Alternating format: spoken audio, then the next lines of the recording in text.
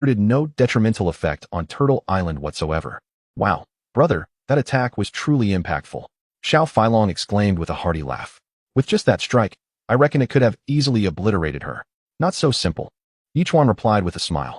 To eliminate this creature, we must first shatter its shell and extract the flesh inside. Then let Saturday prepare a delicate stir-fry of clam meat. Blueberry Jam chimed in cheerfully. It is certain to be delectable. When did you become such a foodie? Liang Hongying asked, casting a disapproving glance at Blueberry Jam. Having followed my brother, when has deliciousness ever been in short supply? Blueberry Jam replied, grinning. However, it seems we have yet to sample clam meat. Why not give it a try? Of course we can try it. SSS-grade clam meat is undoubtedly more exquisite than the ordinary variety. Yichuan remarked nonchalantly. However, the crux of the matter lies in whether we can actually defeat it. We've faced super S-grade adult creatures before. This little giant clam should be no challenge. Xiao Feilong chuckled confidently. Boom. As his words fell, a colossal wave surged skyward. Seemingly suspended in midair, with the giant clam hovering atop the ocean swell, like a sovereign commanding countless streams of water transformed into lethal blades, which then rained down upon Turtle Island. Chapter 575. Is this the terror of the water control clam? What is the situation with this giant clam? Its power seems extraordinarily formidable. Xiao Feilong queried, astonished. I feel like it surpasses the super S-grade marine creatures we previously encountered. Its current strength had indeed reached the super S-grade level. Yichuan's expression turned grave. This single maneuver is something most would struggle to withstand. With that declaration, a torrent of water blades erupted forth, resembling a vast army, each producing a horrific might that resonated for hundreds of nautical miles. Boom. In the next moment, the water blades crashed violently against the barrier device. Although they inflicted no damage upon it, the force was at least equivalent to over 1,000,000 tons, sending Turtle Island plunging into the sea, submerging it several hundred meters before it stabilized. This barrage of attacks was densely packed, covering an area of several kilometers.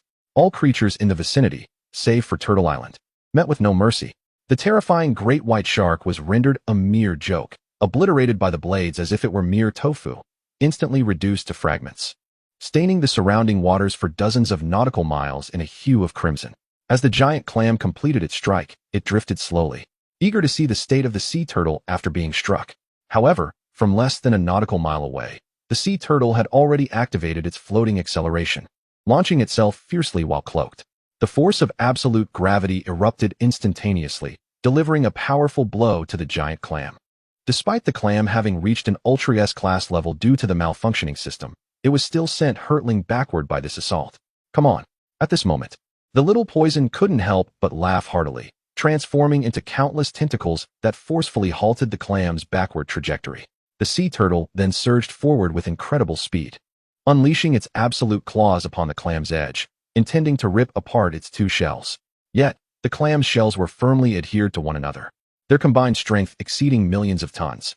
Even though the sea turtle was a formidable SSS-class marine creature, it could not hope to match such overwhelming power.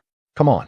The little poison laughed again, hundreds of tentacles attaching themselves to the two clam shells, exerting opposing forces in a relentless attempt to pry them apart. Is this even effective? It feels like we can't open this clam shell at all, Blueberry Jam remarked, curiously eyeing the massive clam. I've never seen a shell this large in my life. It must be at least several hundred meters and weigh dozens of tons, right? Are you kidding? This is at least several hundred tons, okay? The little dragon retorted, somewhat annoyed. Though it may not be heavier than the sea turtle, the sheer power is indeed surprising. Observing the scene, Yichuan narrowed his eyes. The forbidden gun already blazing forth, aimed at the gap between the clam shells with great intensity, concentrating nearly 1,000,000 tons of force at the tip of the spear. The shells finally burst open in that instant. Coupled with the absolute claws and the little poison's tentacles, they forcefully pried the enormous clam shell wide open. Inside, the clam meat was tender and soft, evoking a mouth-watering sensation. However, despite the shell being lifted, the giant clam did not relent in its defense. It began to spray water, shooting like arrows at the barrier, even causing the highly defensive barrier to hiss as it corroded. What in the world is this water? Its corrosive properties are unbelievably strong. The little dragon screamed, shocked, for even the once top-level Godzilla had never caused such a phenomenon. Yichuan took a deep breath, gazing gravely at the soft white flesh, which appeared weak yet was capable of ejecting such a highly corrosive liquid. Surely even magma at thousands of degrees could not compare. Indeed, it was the water-controlling clam, assisted by the malfunctioning system, showcasing extraordinary capabilities. Moments later, after a few seconds, it seemed the water-controlling clam sensed the corrosion was sufficient, and two tentacles suddenly pierced through the eroded section of the barrier, swiftly ensnaring Blueberry Jam and forcefully pulling her outward. What is happening? In that moment, everyone was caught off guard. Who could have anticipated that within the tender flesh of the giant clam there lurked tentacles capable of shattering barriers? It was only upon witnessing the Blueberry Jam being dragged away that they reacted, shouting in alarm and rushing forward to intervene. At that very instant, the clam began to close with astonishing speed. How infuriating! Yichuan felt an overwhelming surge of rage, immediately activating his swift movement coupled with nearly 5 seconds of invisibility. And in a flash, he grasped the Blueberry Jam. Yet, it was already too late. The clam had ensnared the Blueberry Jam within its depths, sealing its shell just as Zhao Feiyu and the others launched their attacks. In that fleeting moment, Yichuan quickly cast another layer of barrier over the two. But as they plunged into the soft white flesh, the violent sound of corrosion erupted once more. To be on the safe side, Yichuan reinforced their protection with 2 additional shields to thwart any potential assaults from those tentacles. Brother, I'm scared. The Blueberry Jam whispered timidly. Hold on to me and ignore everything else, Yichuan instructed in a hushed tone. Hum. The Blueberry Jam nodded vigorously, clinging to Yichuan like an octopus, instantly enveloped by an unprecedented sense of security. Yichuan, unable to contain his curiosity, turned to Little Poison and asked, "What is the situation in this place? Does this creature intend to grind us to death?" "Master, I just attempted to transform my tentacles into sharp needles to pierce its soft flesh. But the slime on it is too slippery for my needles to be effective." Little Poison replied with a hint of exasperation. "Then let us try my forbidden spear," Yichuan declared solemnly, as the spear began to elongate dramatically, surging hundreds of meters, and struck the clam's inner shell with ferocity. The terrifying tremors reverberated through the air, causing the entire giant clam to quiver, thereby intensifying the corrosive liquid within. "Master, it appears this isn't working," Little Poison exclaimed loudly, frustration evident in its tone. "This is utterly ridiculous. If one attempt fails, we shall try again. If 2 attempts fail, we shall make several more. I refuse to believe this creature will not open its mouth," Yichuan retorted coldly, relentlessly commanding the forbidden spear to strike the inner wall once more. After delivering over a dozen strikes, the anticipated scene of the clam bursting open did not materialize. Instead, as the clam's flesh writhed violently, it seemed as though the entire water-controlling clam was about to explode, and suddenly Yichuan found himself enveloped in a haze of pink, as if transported to another realm. Chapter 576. The Amplified Desires of Blueberry Jam. What in the world is this place? As he surveyed his surroundings, all Yichuan could see was a sea of pink, devoid of any other features. This left him speechless. How had the battle led him to an entirely different location? Moreover, it felt nothing like an illusion. It was undeniably a tangible, alternate space. "Brother, this place is so pink," the Blueberry Jam exclaimed, now with her eyes wide open, curiously examining the surroundings, though finding the sticky texture rather bothersome. Yichuan's expression was grave as he whispered, "Stay close to me. Let us proceed forward and investigate."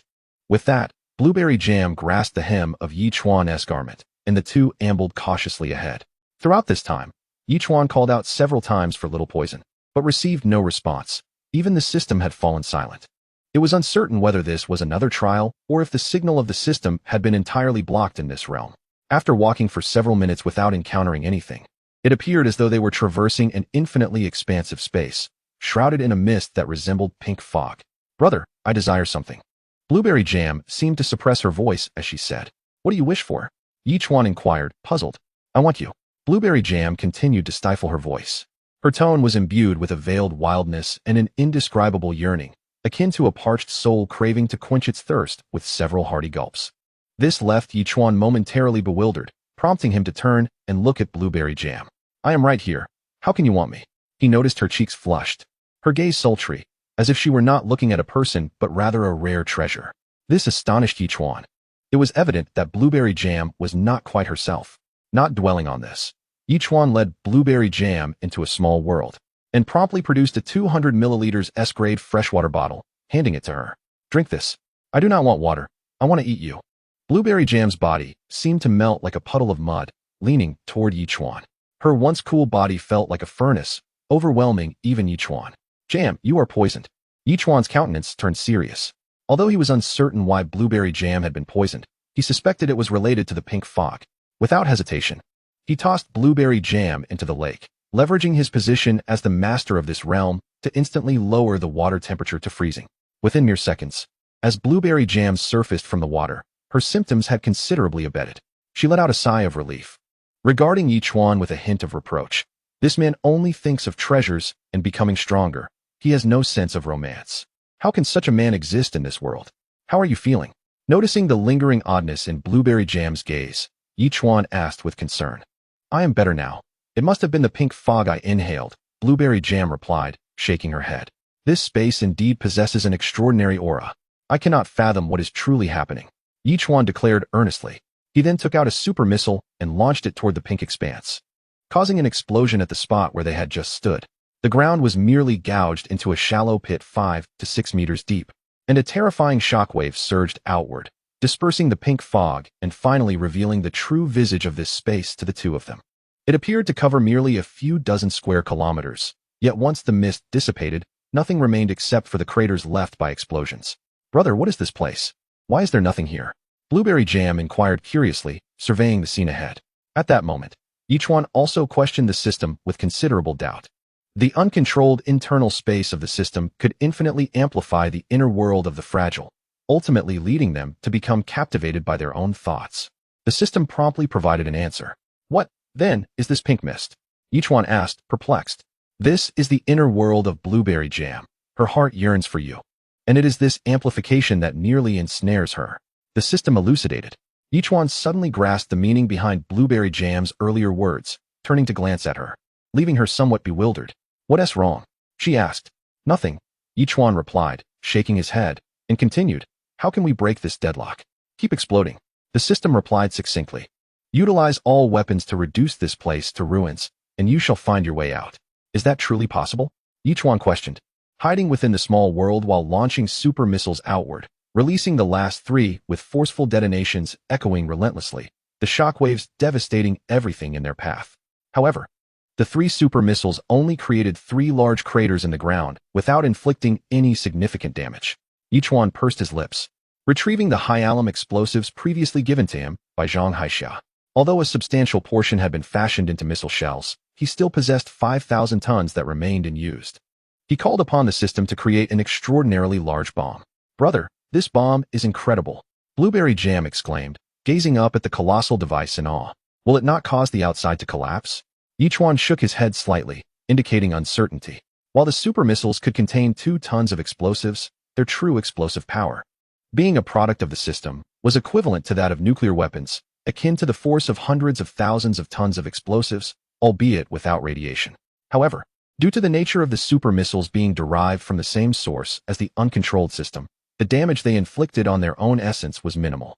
In contrast, the destructive capability of this 5,000-ton high-alum explosive bomb might not surpass that of the super missiles in the external world, yet it could still potentially inflict severe damage to the system's space. At that moment, Yichuan took a deep breath, infused his true energy entirely into the bomb, and activated it. The enormous bomb crashed into the system's space like a massive meteor, unleashing an overwhelming force that erupted in a dazzling display of light, causing both Yichuan and Blueberry Jam to instinctively close their eyes. The terrifying shockwave surged forth once more, reverberating in all directions. Yichuan could hear faint sounds of shattering, as if something was being gradually obliterated. Chapter 577, Escaping from Death, the Final Struggle. Brother, have we succeeded? Blueberry Jam inquired excitedly. I could almost hear the sound of something breaking. I heard it too, Yichuan replied softly. Do not be anxious. We shall soon learn the outcome. With those words, the nearly cataclysmic shockwave began to dissipate, leaving the earth in a state of devastation, its surface marred by horrific fissures resembling a spider's web. It appeared that any slight touch could cause the entire world to crumble into ruin. Taking a deep breath, Yichuan returned to the system space with Blueberry Jam. In this moment, the system space was devoid of all existence. Blueberry Jam quietly asked, Brother, if we just break through this ground, can we escape? Everything remained uncertain for now. Yichuan slowly shook his head. Step back a bit. Let me try? As he spoke, the spear in his hand transformed, expanding in girth and length to several hundred meters, imbued with the most formidable strike of the water entry realm. And he plunged it forcefully into the ground. With a resounding boom, Despite having expended all his true energy, the sheer power of a water entry strike erupted, creating a massive pit in the earth. Unnamed howls echoed in their ears, as if a living entity were enduring the most excruciating torment. Blueberry Jam even covered her ears, exclaiming, "Brother, I feel so uneasy. Your strength is insufficient. Your mind is vulnerable to external influences." Yichuan embraced Blueberry Jam, whispering, "Do not dwell on anything. Maintain your composure, and we shall soon escape." With that, Yichuan staggered and leaped into the pit, tossing dozens of ground-to-ground missiles into the fissured earth. It felt like an endless descent, with Blueberry Jam clutching Yichuan tightly, even closing her eyes. Once again, Yichuan heard the sound of shattering, this time amplified many times over. The world seemed to explode into fragments, and the once existent system space vanished in an instant. Abruptly, Yichuan opened his eyes, only to find that they were still within the body of the water-controlling clam. Under the corrosive effects of its liquid, the 2 layers of protective shields had entirely disappeared, and the barriers were nearly half eroded, just as the clam's 2 tentacles surged violently towards Yichuan. "Damn it!" Yichuan cursed, drawing his blade and positioning it before him, allowing the tentacles to crash forcefully against the weapon. The ferocious impact sent Yichuan hurtling to the side, but he harnessed that momentum to unleash the forbidden spear, striking fiercely at the wall of the pit. With a resounding blast, the once impregnable shell of the clam was unexpectedly breached by Yichuan, creating an opening spacious enough for 2 to escape. Yet, the slippery white flesh within proved too treacherous to navigate. Suddenly, an exuberant shout erupted, revealing Xiao Du, who gleefully exclaimed as countless tentacles surged forth from the shell, clinging to its exterior. In a commanding voice, he propelled the 2 of them out like arrows released from a bow. "Goodness, Xiao Du, why did you wait until now to speak?" Yichuan murmured, relishing the refreshing sensation of the moist sea breeze against his face. "Master, I was utterly bewildered earlier and fainted, but I've just regained consciousness." Xiao Du replied with a chuckle, noticing the hole in the shell. "Isn't this the perfect opportunity to rescue you from your predicament?" "That was my doing," Yichuan retorted with a hint of irritation. Xiao Du paused, then laughed heartily. "No wonder. I thought only you, master, could possess such formidable power. Truly impressive." As they burst forth from the shell, they beheld the scene outside, shrouded in darkness from the relentless bombardment. It was evident that those who had entered the water-controlling clam had expended considerable effort, likely exhausting their ammunition. "Big brother?" Upon spotting Yichuan, the group erupted with enthusiasm. Yichuan called out loudly, "Lu Shuai, take action." "All right." Lu Shuai laughed heartily, springing to his feet. This time, he didn't even draw his Bible, instead gripping his cross-shaped holy sword with both hands. Gazing steadily ahead, he proclaimed, "O merciful Lord, grant me the strength to vanquish all evil before me. Amen." As he chanted, specks of white light appeared around him, resembling fireflies, and surged downward in unison toward the clam. The water-controlling clam, having lost its grip on controlling water, seemed weakened by the collapse of its spatial system. It merely opened its shell before attempting to slam it shut on Lu Shuai. With a furious roar, a terrifying sound wave surged forth, a shockwave hundreds of times more powerful than a hurricane, crashing towards Lu Shuai. "Do you truly believe you can still stir up great waves at this stage?" Lu Shuai, enveloped in the shockwave, sensed no significant strength from it. After uttering those words, he swung his sword down towards the massive clam. In that instant, all the luminous points converged into the cross-shaped holy sword, amplifying its power to the pinnacle of transformation. Subsequently, a sword aura hundreds of meters long surged forward, striking the clam's shell with tremendous force. With a resounding clang, the clam's shell was marked by a deep sword scar, from which numerous cracks radiated outward, resembling a beautiful pattern etched upon its surface. When did I become this strong? Lu Shuai suddenly felt an overwhelming surge of confidence. After all, despite the previous use of various weapons, they had little effect on the giant clam. Yet now, relying solely on its innate strength, it had managed to inflict a significant wound upon its shell, seemingly offering little resistance. Was it merely lying down in defeat? As these thoughts crossed my mind, the giant clam suddenly ascended into the sky, reaching a height of 100 meters before crashing down onto the ocean's surface, creating a massive depression in the water. Instantly, towering waves surged skyward, transforming within seconds into whips of water, each measuring 5 to 6 meters in diameter, violently striking at the onlookers. These aquatic whips spun at an alarming velocity, and even when they struck the protective barriers surrounding Turtle Island, they left faint cracks in the shield. It appeared that the uncontrollable system in a desperate bid for survival, had unleashed its full power, determined to confront everyone in a final, desperate struggle. Chapter 578. The System's Demise. The Giant Clam Bestows Pearls. My master, this creature actually intends to fight to the death instead of awaiting its fate. Little Poison expressed his disbelief at the situation, but chose not to elaborate further. Instead, he materialized a black whip several hundred meters long before delivering a powerful strike against the water whips.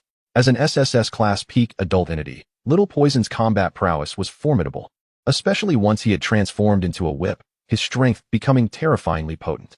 Every water whip aimed at Yichuan was repelled by Little Poison, who could distinctly sense that as the battle progressed, the clam's offensive capabilities had diminished significantly. With a gleeful grin, Little Poison remarked, "Master, shall I simply deal the finishing blow?" "You may give it a try," Yichuan replied, immediately handing over the golden staff to Little Poison. Ever since Sun Xiao-san had wielded this staff, Little Poison had taken a liking to it. Now, clutching the staff, he transformed into a humanoid shape resembling Yichuan, then lunged fiercely at the water-controlling clam, exclaiming, "Behold, taste my strike." As he swung the staff downwards, it elongated and thickened to several hundred meters, reminiscent of a forbidden spear, just as it was about to collide with the clam. At this moment, the water-controlling clam was deploying its ultimate technique, becoming increasingly erratic in its attacks against the turtles, completely unaware of Little Poison's impending strike. By the time it attempted to defend itself, it was too late. The water could not return in time to shield it, resulting in the golden staff striking the clamshell with tremendous force. The already cracked shell gave way under the impact of Little Poison's strike, opening a gaping wound over 10 meters in diameter, exposing the tender flesh within. "We did it!" "Haha!" Little Poison exclaimed in exhilaration, as slender black tendrils relentlessly struck the damaged shell, using overwhelming strength to hoist the water-controlling clam into the sky, dragging it hundreds of meters aloft. "Be careful not to ruin the clam meat. We still want to enjoy a tender stir-fry of clam." Blueberry Jam suddenly exclaimed. "Just wait and see." Little Poison chuckled mischievously, swiftly soaring into the sky, where the golden staff unleashed its might once more and struck down with tremendous force. Boom. Despite the dire circumstances of the water-controlling clam, it remained undaunted. As its shell opened, another shockwave surged towards Little Poison. Haha. Little Poison laughed heartily, feeling the impact that surpassed a hurricane 100-fold. With the tentacles connected to the clam's shell, it could not be shaken off. As Little Poison raised the staff to deliver a fierce blow, the clam's two tentacles lunged at Little Poison's body. Boom. Splatter. The staff shattered the upper shell entirely, exposing the tender flesh within. The tentacles pierced Little Poison's form but inflicted no harm, as one of its innate abilities was to disregard all physical attacks, including those of the water-controlling clam.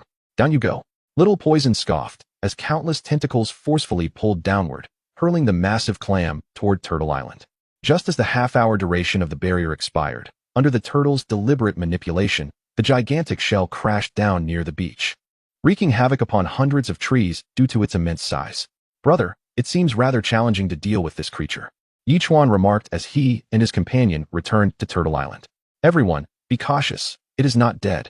Yichuan nodded slightly and immediately cautioned in a hushed tone. At that moment, a faint blue radiance enveloped the clam, slowly coalescing into a blue sphere in midair, roughly the size of a basketball, yet seemingly harboring an aura of terrifying destructive power. "What is that?" Zhao Feiyu furrowed his brow. "Indescribable," Yichuan replied quietly. Simultaneously, green gas began to emerge on Turtle Island, and upon noticing this, the blue sphere darted towards it, only to be ensnared by the green radiance, which moved at least twice as fast. In an instant, the green and blue energies began to wrestle in the air, with the green energy growing increasingly robust, gradually overpowering the blue, pulling it closer while also beginning to spread. "Why does this look so surreal? What on earth are these entities?" Little Flying Dragon stared in bewilderment, pondering if the turtle's spirit was battling against that of the water-controlling clam. No one responded to this inquiry. They merely observed the scene in silence, their expressions tinged with gravity, for aside from Yichuan, none understood the unfolding situation. The standoff persisted for over 10 minutes, until the blue sphere finally dissipated into a blue mist, which was slowly assimilated into the green gas, swiftly returning to Turtle Island, restoring tranquility once more. "What is this? Is it over already?" Little Flying Dragon still wore a confused expression. "Isn't such an ending rather satisfactory? Do you still wish to continue battling?" Yichuan shot a disapproving glance at Little Flying Dragon and inquired somewhat irritably. That's not quite what I meant, Little Flying Dragon replied awkwardly, chuckling lightly as he glanced at Yichuan. Is that giant clam not dead yet? Liang Hongying remarked quietly as she looked at the water-controlling clam. Hearing her words, everyone remembered that there was still a water-controlling clam and immediately made their way towards it. The clam's shell had completely vanished, revealing at least several thousand pounds of tender clam meat writhing within. Its two tentacles were now gripping the edges of a sea turtle, attempting to plunge into the water and escape. Seriously? Even in this state, it still thinks it can run away? Little Flying Dragon laughed heartily, expressing his disdain. Lu Shui took action once more, as the terrifying power of the cross-holy sword began to brew again, ultimately condensing into a sharp sword aura several hundred meters long, which struck fiercely against the soft flesh. A sound reminiscent of a child's wail echoed incessantly, nearly resonating throughout the entire island, and soon after, the soft flesh was cleaved open by the sword aura, revealing a large blue pearl, roughly a meter in diameter, that leaped out from within, smooth and resplendent. Is this a large pearl or a core? Little Flying Dragon asked in astonishment. It's both round and enormous. Chapter 579, The Robbery System. This was originally a core, but after being ground by the water-controlling clam for an entire day, it transformed into this magnificent pearl, Yichuan said with a smile. This is a priceless treasure. It contains the core power of the water-controlling clam. If one scrapes a bit of powder from it and drinks it in water, women can retain their beauty, and men can enhance their vigor. Is that for real? Little AI asked in surprise. You all know the effects of the core. Yichuan replied impatiently. The pearl is also the essence of bivalve creatures. When combined, what do you think would happen if ordinary people consume it? I believe you're right. Brother, Little Flying Dragon nodded thoughtfully. Just give it to your mother. Let her sell it for 10 trillion, and we'll split the profits. Yichuan suggested. That sounds splendid, haha. Little Flying Dragon immediately chuckled in delight. Brother Chuan, can I deal with the water-controlling clam now? Saturday approached, eager, as the meat is quite delectable and can be prepared in various dishes. All right, you may begin. Yichuan laughed heartily. It was close to noon. Let us make some dishes with the clam meat for lunch. We have accomplished a significant task and must celebrate. I'll lend a hand, Blueberry Jam said, and in an instant, several others rushed forward to assist. Detected that the host has completed the hidden task of recovering the only two systems in the ocean world within a month and has defeated the host. Surprise gift package obtained. Would you like to open it? At that moment, the voice of the system rang out. Yichuan immediately smiled and replied, open it. The system's voice echoed, announcing the activation of a surprise gift package. Congratulations, host. You have received an Evolution Value Package 1, Resource Package 1. 10 exclusive nutrient solutions for the magical seed, 10 absolute defenses, 5 super shockwaves, 10 cleansing pills, and 1 lucky blind box. Indeed, the cleansing pills. Having previously acquired the transformation pills, this new addition meant that the 5 of them could finally undergo transformation. This round, Yichuan felt quite satisfied. The rewards were several times greater than those from other hidden tasks. It seemed that the system had reigned in the rogue system and had thus garnered numerous benefits, leading to such generosity.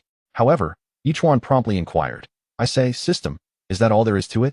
What else do you desire? The system retorted, is what I provided insufficient? While it is indeed ample, matters should be kept separate, Yichuan replied calmly.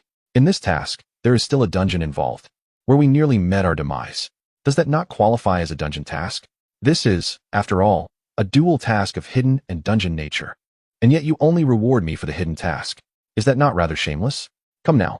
The rewards for this hidden task are almost 3 or 4 times what they were previously. What more do you want? The system's voice carried a hint of emotion. Previously, my tasks had little to do with you. However, this time you devoured the rogue system.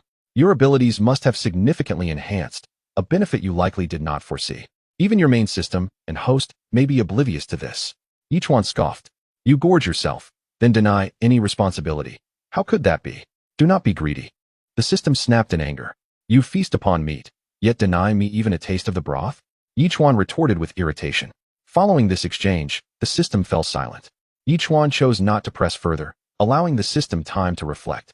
He then spoke, open the blind box. Blind box opening, congratulations, host. You have received a double amplification for 1 day, pending use. Yichuan's expression shifted. Acquiring a double amplification was no small feat.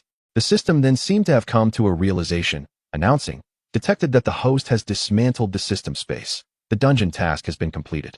You have earned the Dungeon Grand Gift Package. Would you like to open it? I knew it. We are a team, a unit. We must achieve mutual victory. Yi Chuan exclaimed with a smile before declaring, "Open. Dungeon Grand Gift Package opening. Congratulations, host. You have received an Evolution Value Package 2, Resource Package 2. 2 times sensitive super defenses, 2 island propellers, 2 super missiles, 2 exclusive nutrient solutions for special trees, and 2 times sensitive barriers." The system's voice resounded once more. Since he had activated the double amplification prior to opening, everything was doubled. Delightful. After moistening his lips, and noting that lunch was still a while away, Yi Chuan wandered around, exploring the current state of Turtle Island. Especially this wondrous tree, although it still stands at a mere height of 180 meters. Its girth has now grown to the thickness of an adult's thigh, nearly uniform in its stoutness from top to bottom, and it remains remarkably straight. Oh, wondrous tree! What purpose do you truly serve? Yi Chuan gazed upward at the marvelous tree, shaking his head slightly in disbelief. He had initially thought this entity might lead to a sky city, yet now that it has reached 180 meters, it seems to be expanding in girth, leaving one utterly speechless. However, since the system has provided an explanation, Yi Chuan decided not to delve deeper for the time being. As a rich and enticing aroma wafted through the air, he returned to the villa. Stir-fried tender clam meat, braised sea clams, clam meat lychee mushroom soup, 12 exquisite dishes crafted from clam meat, each unique in flavor yet incredibly delightful. Paired with fine wine, the 7 of them indulged heartily, their lips glistening with oil. "Brother, I told you, the stir-fried tender clam meat is simply divine." Blueberry Jam exclaimed with a grin, "It melts in your mouth. Almost impossible to chew. Every dish should be exquisite." Zhao Feiyu replied with a smile. "After all, it's SSS grade meat. There is hardly anything that can compare." "Brother Yu, I've found both the transformation pill and the cleansing pill. I was thinking, after this meal, you all should enter seclusion?" After several rounds of wine and a variety of dishes, Yi Chuan finally inquired with a smile. "Really?" Little Flying Dragon's expression shifted. "Of course, it's true. When have I ever deceived you?" Yi Chuan responded with a sigh, glancing at Little Flying Dragon. "Or perhaps you're not quite ready for transformation yet." "I've been dreaming about it," Little Flying Dragon retorted, pulling his neck in. "Now that you mention it, I can't wait to enter seclusion immediately. Then it's settled. After we finish eating, the 5 of you will enter seclusion, while Lu Shuai and I will steer Turtle Island towards the life forbidden zone, aiming to reach it just as you achieve transformation." Yi Chuan snapped his fingers, making his decision. Chapter 580. The profound changes after upgrading after lunch. Each of the 5 received a transformation pill and a cleansing pill, and they promptly entered their own little worlds. After all, during their previous breakthrough into the realm of reflection, they nearly destroyed the villa, and he certainly did not wish for them to undergo seclusion on Turtle Island. For the time being, only Yi Chuan and Lu Shuai remained on the island. Yi Chuan immediately commanded the turtle to head towards the oceanic realm and proceeded to the area near the turtle's head to open the supply box. Since entering the Forbidden Sea, the number of supply crates has been dismally scarce, particularly in recent times. It remains a mystery why. But flying creatures alongside dolphins and sea turtles have been laboriously salvaging these crates, yet only a mere 20 or so have been retrieved. Leaf Chuan immediately opened them all. 42, 543 metal sheets, 3, 356 stones, 1 heavy weightless machine gun, 4, 256 plastics, 3, 687 glass pieces, 1 evolution value gift pack, 3, 156 wooden planks, 1 evolution value gift pack, and 1 weapon enhancement card. Although the yield from these crates has significantly increased compared to before, the advent of the World Channel and the ability to exchange resources with Blue Star has rendered these fundamental materials rather meager. What brings solace is the adjustment in the supply crates offerings, which now include items such as evolution value gift packs. Moreover, under the condition of double enhancement, Leaf Chuan acquired a staggering 80,000 evolution points, propelling his total evolution points to 420,000, ample enough to facilitate another comprehensive evolution for the 5 creatures. Without further ado, Leaf Chuan summoned the 3 little ones and the dolphin. He promptly allocated the 80,000 evolution points to the sea turtle and then accessed its panel. Island Master. Leaf Chuan type. Sea turtle level. 23, 090000. Skills. Water bomb. Advanced. Backflow technique. Advanced. Absolute gravity. 1, 200,000 tons. Absolute claw. Advanced. Invisibility. 20s. Talents. Longevity. Rapid healing. Crawling. Suspension. 500 centimeters for 30 minutes. Extreme speed in disbelief. Leaf Chuan rubbed his eyes and scrutinized the 0 under absolute gravity. He added just 1 point, elevating it from 1,200,000 tons to an astonishing 120,000 tons. an increase of tenfold. This implied that the sea turtle now possessed an impact force nearing 1 million tons. It suggested that the sea turtle had crossed into the threshold of taboo-grade marine life. In that instant, Leaf Chuan nearly burst into laughter. Although the other skills merely upgraded Absolute Claw to advanced level and extended the invisibility duration to 20 seconds. A qualitative transformation had undeniably occurred. While the sea turtle is still far from rivaling the likes of Godzilla or the Azure Dragon, those esteemed taboo-grade beings, it is now undoubtedly capable of overpowering the veteran Super S-grade creatures within the Forbidden Sea, a realm where life is strictly controlled. This revelation was a tremendous surprise for Leaf Chuan. He speculated that the system's joy at having absorbed the chaotic system had bestowed upon him this reward, ensuring the safety of its parasitic domain. Should it fall as easily as the previous water-controlling clam, there would be nowhere for the system to lament its losses. Delighted, Leaf Chuan chuckled heartily and proceeded to allocate 70,000 evolution points to the dolphin. As the dolphin began to grow gradually, Yichuan promptly accessed the dolphin's information panel. Name, dolphin level, 23 evolution points, 80,000 skills, sonic interference, advanced, absolute impact, advanced, synchronic transmission, 10 minutes. Fate's horn, anesthesia duration, 1 minute. Talent, deep dive, 20,000 meters. Note, absolute impact entails an assault using the dolphin's head, with the collision force equivalent to 300 tons. Sonic interference allows for sound wave attacks on all entities within a 10,000 meter radius, disrupting their movements. The durations of synchronic transmission and Fate's horn have significantly increased, and the deep dive capability has doubled, while absolute impact has increased tenfold, akin to the absolute gravity of a sea turtle. Although the collision force is only 300 tons, the dolphin's absolute impact complements Fate's horn, primarily designed to ensure successful infiltration into the enemy's body for anesthesia. Furthermore, with Fate's horn being long and sharp, its pressure points are exceptionally acute, rendering the 300-ton collision force entirely sufficient. With a full minute of anesthesia, Yichuan felt that even Godzilla could be temporarily incapacitated. Upgrade of Dolphin complete. Congratulations to the host for the contract beast advancement to level 23, receiving an upgrade package. Would you like to open it? The system's voice suddenly resonated. Yichuan immediately responded, open it. Opening upgrade package, please wait. Congratulations, host has received 8,000 growth points. 20 liters of top-tier rice wine, 2 temporal barrier units, 2 super shockwaves, 2 super laser waves. With the double amplification, everything transformed into double. The evolution points increased to 8,000, which was quite commendable. However, what exactly were these super laser waves? Something even more formidable than super shockwaves? Without delving too deeply into the matter, Yichuan took out 210,000 evolution points and distributed them among the 3 little ones. He then opened their information panels. Name, Albatross level, 23, mature stage, evolution points, 80,000 skills, diving talents, capable of grasping objects weighing up to 5 tons. Flame feather arrows, 20, manned ascension. Talents, diving, fishing, flying, long-distance navigation. Goodness, last time the weight capacity for lifting increased by a ton, yet this time it remained unchanged? What on earth is going on?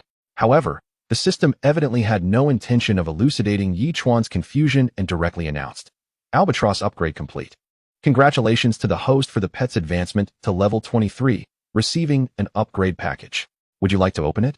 Albatross upgrade complete. Congratulations to the host for the pet's advancement to level 23, receiving an upgrade package. Would you like to open it?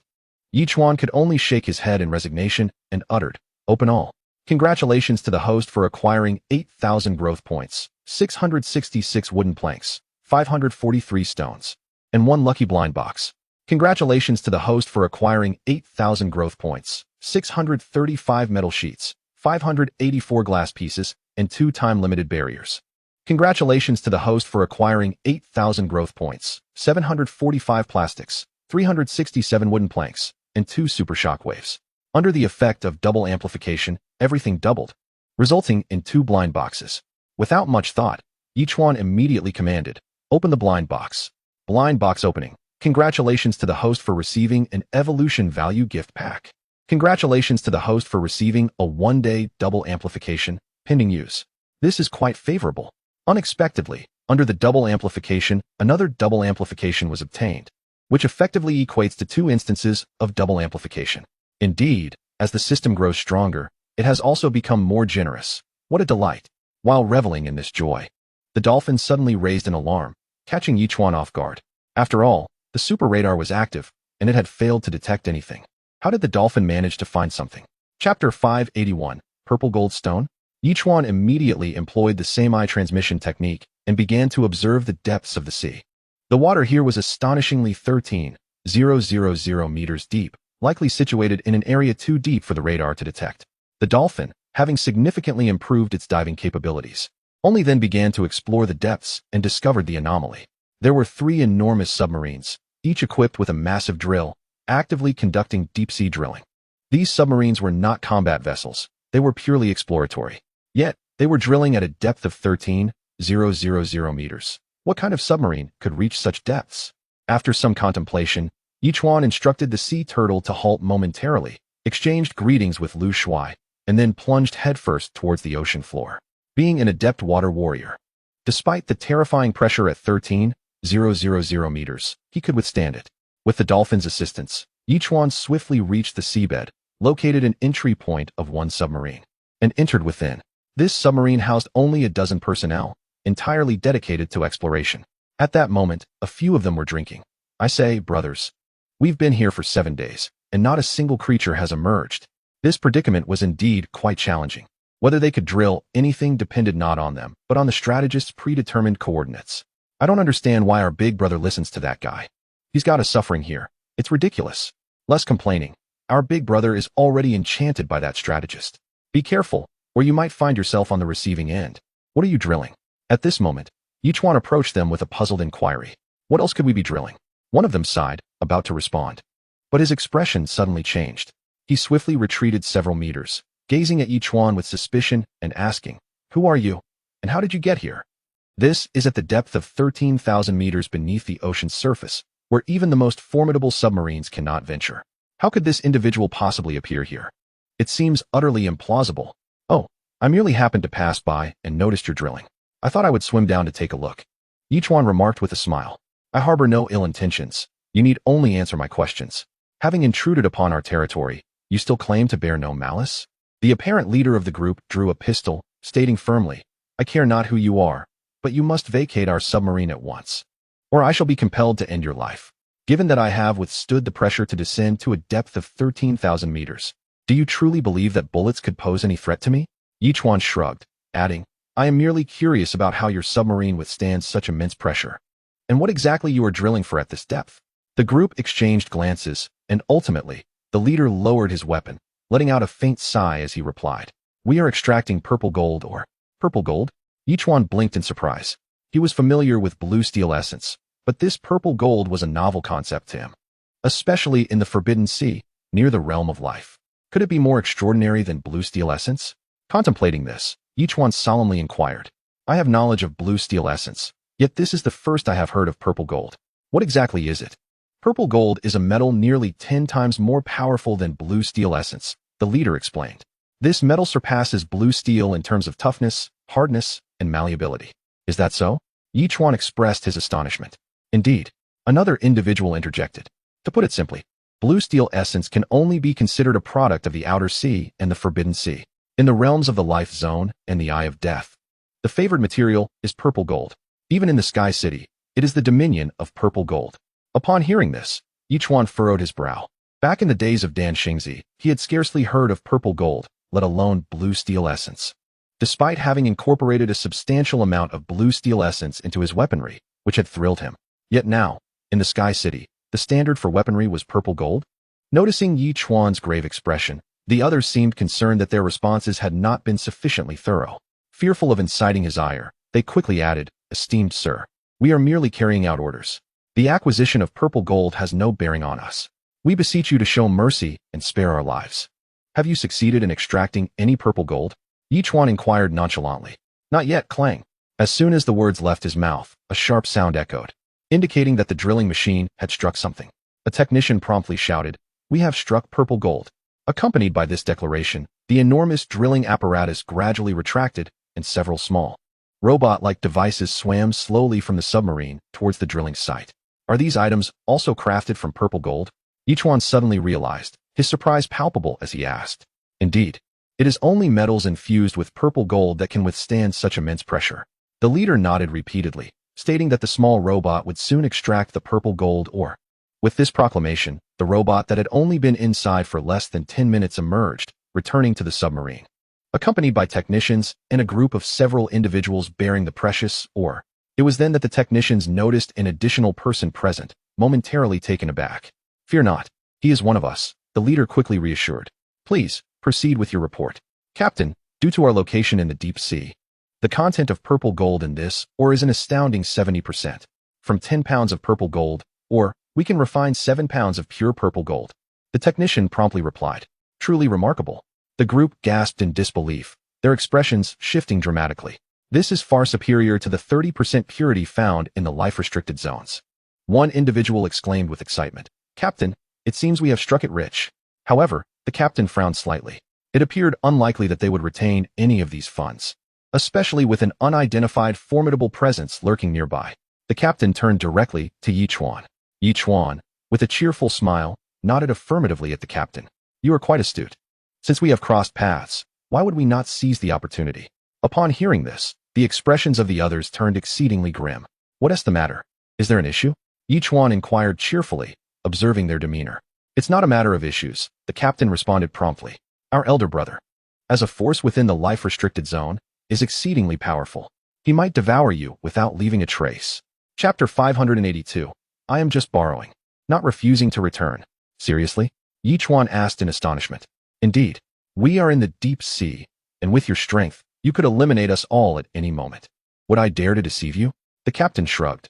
"There is a saying among us, whether the zone is chaotic or not, it is determined by our elder brother. This refers to him." "How impressive!" Yichuan exclaimed in surprise once more.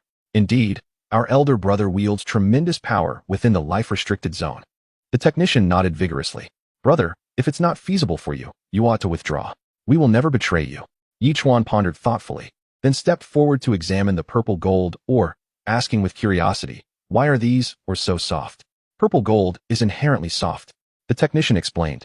"Only when combined with other metals can it achieve hardness, softness, and resilience." "Hard yet soft?" Yichuan chuckled. "Where do you refine your tools?" "Right here in our submarine. Our submarine is fully integrated, allowing for seamless extraction and refining processes," the captain declared earnestly. "Please, feel free to leave. Perhaps we can share tea another time?" "No need for that. Since we have met, do lend me some purple gold." Yichuan replied with a smile. "We shall enjoy tea now, and once you finish the extraction and refining, I will take my share." "Is this borrowing or stealing?" the captain inquired, his expression turning cold. "Of course it's borrowing. I promise to return it once I have the means," Yichuan replied earnestly. "Now, enough chatter. Let's get started. I'm pressed for time." The captain's demeanor darkened as he subtly exchanged glances with his companions. In an instant, 5 or 6 individuals drew forth weapons resembling elongated lasers, directing their assault towards Yichuan from multiple angles. The events transpired in the blink of an eye, leaving even the technicians bewildered as to what had transpired. Yet, Yichuan merely sneered, instantly retreating into his miniature world, reappearing at the exact moment the lasers shot forth, as if not a moment had passed. With a perplexed expression, he queried, "What are you doing?" In that instant, every individual present trembled as if struck by lightning. They could hardly fathom that this seemingly amiable, yet somewhat naive young man possessed such terrifying prowess. The fact that the barrage of laser guns failed to strike him, while simultaneously claiming the lives of 3 or 4 of their comrades, was utterly astonishing. "My apologies, we were mistaken," the captain stammered, fear evident in his voice. "You may have the purple gold, but extracting and refining it will require approximately 3 days. The other 2 submarines have yet to excavate the purple gold ore, and we cannot provide a precise timeline. Just focus on the refining. There's no rush on that front," Yichuan replied with a cheerful wave of his hand. "However, to mitigate any potential tricks, I think I shall temporarily appoint you as my deputy island master, if you don't mind." "Is that really appropriate?" the captain asked, momentarily taken aback. "Do you wish to meet your demise?" Yichuan's eyes narrowed, his voice chilling. The overwhelming aura of intimidation washed over the captain, causing him to tremble, nearly collapsing to his knees. He dared not utter another word, promptly agreeing to be bound as Yichuan's deputy island master, and hastened to commence the extraction and refining of the purple gold.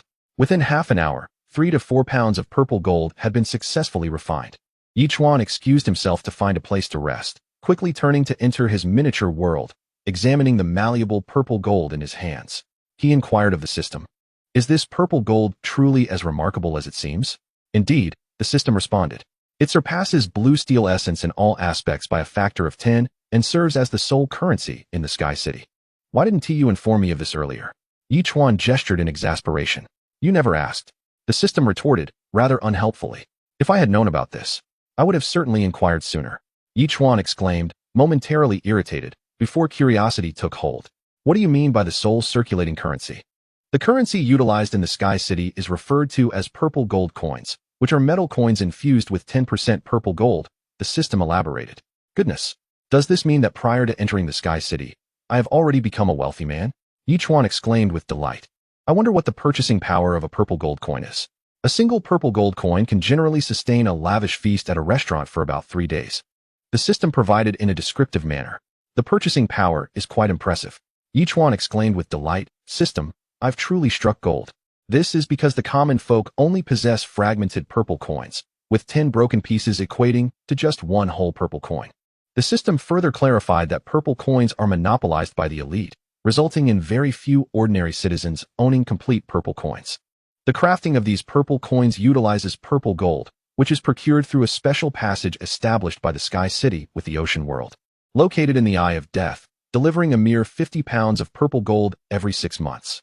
Such a meager amount? Yi Chuan was taken aback. The yield of purple gold ore is not abundant. Upon discovering a purple gold mine, it typically yields close to 100 pounds. Yet only 30 pounds can be refined into purple gold.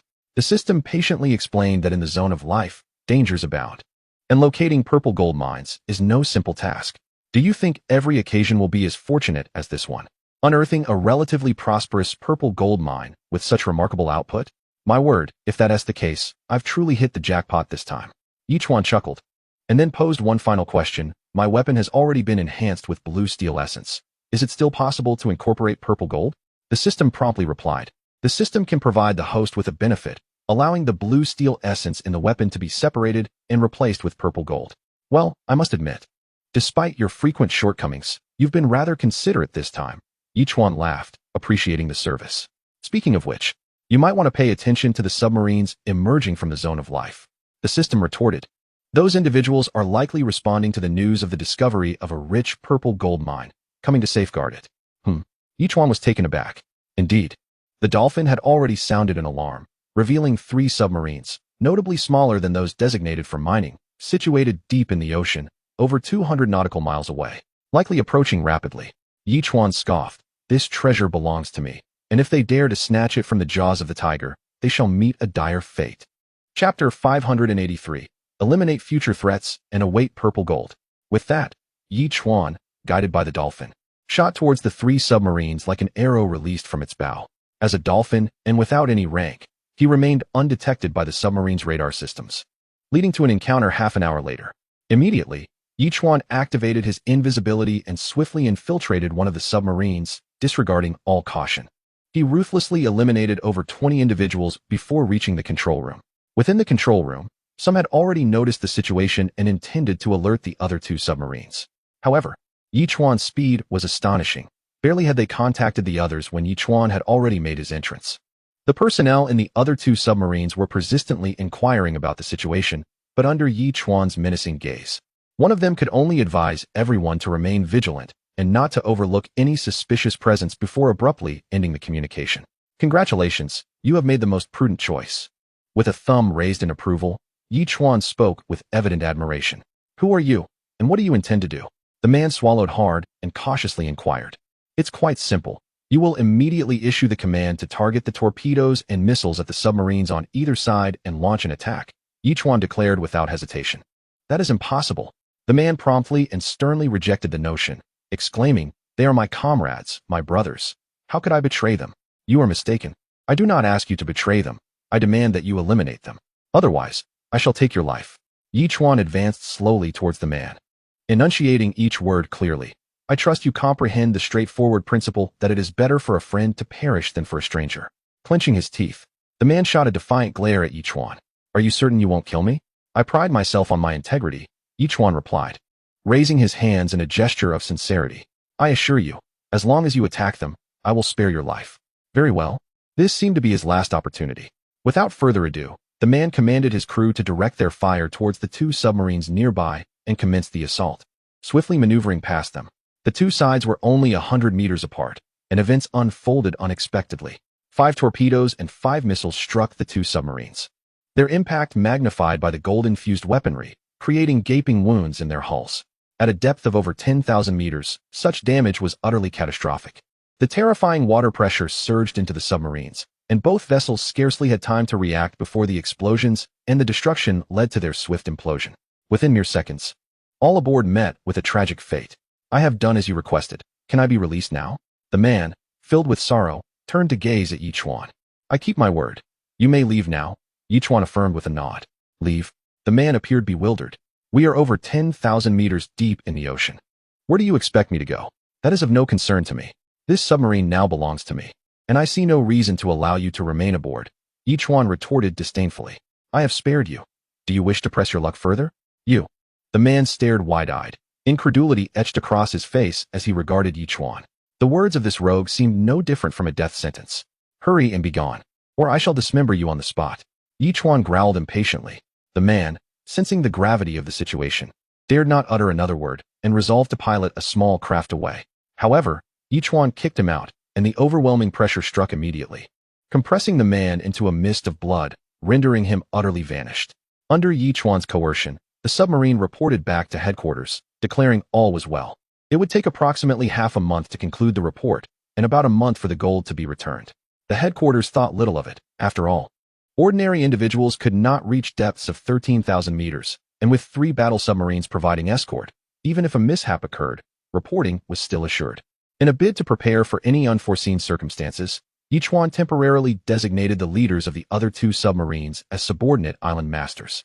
After their submarines also mined some purple gold the following day, Yichuan returned to his small world to indulge in some leisure. Time swiftly passed, and soon 7 days had elapsed. During this period, the system had successfully separated the Forbidden Gun and the Great Saber's blue steel essence, each infused with a pound of purple gold. Yichuan could distinctly perceive that both weapons had gained considerable heft and an approximate 30% increase in power, which filled him with exhilaration. On this particular day, Yichuan's expression shifted, and he immediately approached Zhao Feiyu. He observed a faint aura circulating around Zhao Feiyu, who suddenly opened his eyes. It seemed as though countless forces were raging within him, and he let out a thunderous roar towards the front. Explosions echoed as waves of destruction surged forth, transforming the entire lake into a playground for Zhao Feiyu's unleashed power, the terrifying force nearly propelling the water skyward. Zhao Feiyu laughed heartily, exclaiming, Indeed, this is the strength that comes with transcending to the transformation realm. It is utterly exhilarating. Yet you cannot recklessly bombard my lake. Yichuan remarked discontentedly from the side. The power within me was simply overwhelming. I couldn't help myself, Zhao Feiyu admitted, a hint of embarrassment coloring his tone. Isn't this just like last time? Yichuan shrugged lightly. That's precisely why I learned from the previous lesson and allowed you to advance in the small world. Otherwise, my island would likely have been obliterated. Ha! Zhao Feiyu burst into laughter. By the way, hand over your weapons and armor. I shall assist you in upgrading them. Yichuan stated. Now is the perfect time, lest we become too occupied later. Can they really be upgraded? Zhao Feiyu inquired, somewhat skeptically, as he relinquished his armor and weapons to Yichuan. I only just discovered that blue steel essence is exceedingly rare in the Forbidden Sea. But once we enter the life forbidden zone, it will transform into purple gold. Yichuan explained as he began to separate the blue steel essence. Have we already reached the life forbidden zone? Zhao Feiyu asked in astonishment. Not yet. We encountered a site for mining purple gold and paused our journey, Yichuan clarified. This material's performance exceeds that of blue steel essence by over 10-fold. It is incredibly formidable. How astonishing, Zhao Feiyu exclaimed in surprise. At that moment, Liang Hongying and Xiao Feilong began to awaken. Chapter 584, 20,000 purple gold coins, wealth beyond measure. After more than half an hour, the remaining 4 individuals gradually regained consciousness, utterly astonished by their newfound powers. They had never imagined that one day they could truly ascend to the transformation realm. It was overwhelmingly shocking and exhilarating. Gratitude was etched on their faces as they looked at Yichuan, and particularly for Blueberry Jam, who felt an overwhelming urge to express her appreciation towards Yichuan for his myriad forms of assistance. Congratulations to you all. For you have now become formidable beings of transformation, and we can officially enter the forbidden zone of life. Yichuan remarked with a smile. Yet we may need to linger here for another week, as someone is currently assisting us in mining the precious purple gold. What is purple gold? Upon hearing this, the others inquired with curiosity. Immediately, Zhao Feiyu shared the information regarding purple gold, leaving the four in utter astonishment. After all, they had never heard of such a thing before. It seemed that the influence of their respective families extended only as far as the Forbidden Sea, and they were entirely ignorant about matters concerning the forbidden zone of life. Without delay, they presented their battle armor and weapons, and Yichuan commenced the process of upgrading them all. To celebrate everyone's successful transformation, on Saturday, a sumptuous lunch was prepared featuring snake meat, lychee mushrooms, and the exquisite flesh of the solitary reef cow. Blueberry Jam, in her exuberance, became quite inebriated, persistently expressing her desire to kiss Yichuan and even offer herself to him, which left the others speechless. Yichuan, utterly at a loss, found her behavior to be quite scandalous under the influence of alcohol. Ultimately, he could no longer tolerate it and administered 100 milliliters to sober her up. Reflecting on her recent actions, Blueberry Jam felt her face flush with embarrassment. She had always been somewhat reserved, and to have made such a scene in front of everyone was mortifying. Covering her face with her hands, she sprinted back to the villa, inciting laughter from the group. It took nearly 2 days to fully modify the weapons of Lu Shuai and his companions, and they indeed proved to be significantly more powerful than before. They exhibited remarkable versatility, hard when needed and capable of bending to evade attacks, thereby allowing one to continue striking at the enemy. This alone conferred a decisive advantage in battle. After 5 or 6 days, the purple gold would be completely mined. Typically, Yichuan would collect it daily, and currently, aside from what had been used to enhance the weapons, he possessed 200 pounds of purple gold. He promptly approached the system to convert all this purple gold into purple coins. The system, of course, did not neglect Yichuan's modest request and began the production process. Each purple coin weighed 50 grams, with 5 grams of purple gold contained within. From the 200 pounds of purple gold, the system crafted a staggering 20,000 purple coins, along with several thousand fragments made from scrap materials, which left Yichuan beaming with delight.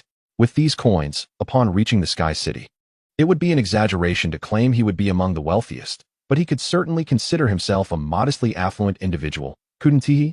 In the remaining days, the little flying dragons felt a sense of restlessness, so they decided to temporarily depart from this place to seek out an SSS-level creature nearby for practice.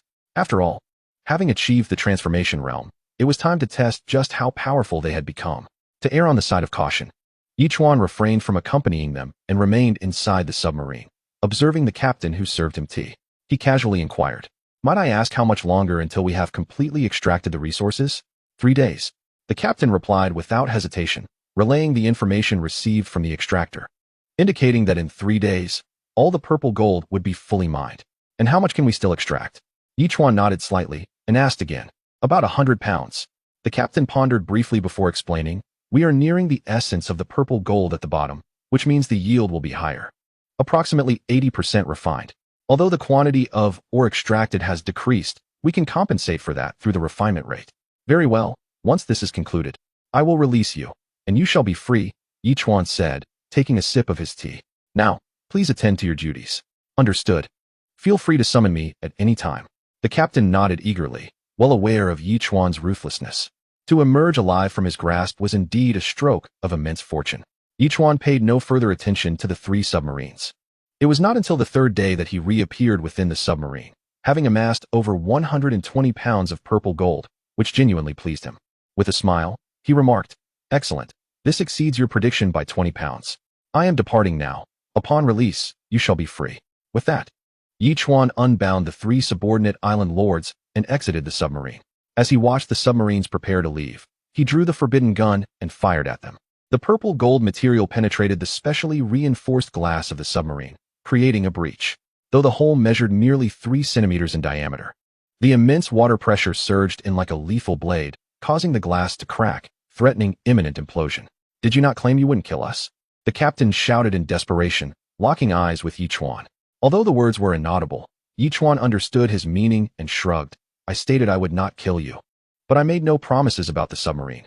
I find it rather displeasing." With that, Yichuan unleashed his might, shattering the glass of the other 2 submarines before swiftly ascending to the surface, guided by dolphins.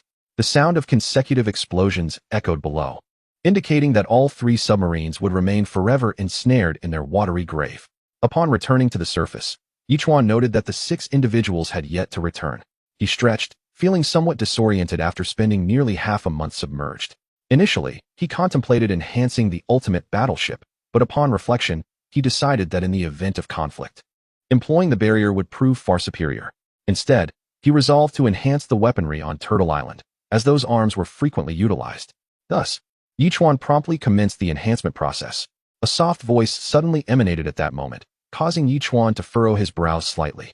In the distance, the little flying dragons were hastily returning, landing back on Turtle Island amidst the resounding cries of flying creatures. The little face of Blueberry Jam flushed crimson as she exclaimed loudly, "Brother, something terrible has happened." Chapter 585. The Super S-Class Creature, the AO Fish. "What is it? Why the panic?" Yichuan inquired, observing the flustered expressions of the group. "It's a Super S-Class creature," the little flying dragon replied helplessly. "We attempted to subdue an SSS-class marine creature, but after we killed it, an even larger one appeared. Even with our 6 combined efforts, we were no match." "Isn't Lu Shuai's strength considerable?" Yichuan asked skeptically, glancing at Lu Shuai. "The Pope managed to defeat Super S-Class creatures without inheriting the scriptures. Yet you have inherited the scriptures," he continued, "with the assistance of the 5 of you. How could it be impossible to vanquish it?" "I'm not sure. It feels as though my power is severely restricted in its presence," Lu Shuai replied, visibly troubled. "This is indeed perplexing." Yichuan responded with a grave tone. "What creature could possibly suppress human combat strength?" Just then, a deafening alarm from the radar blared, prompting the group to look up. The unknown creature had already entered within 100 nautical miles of Turtle Island and would likely reach them in mere minutes. "System, what is this creature?" Yichuan queried.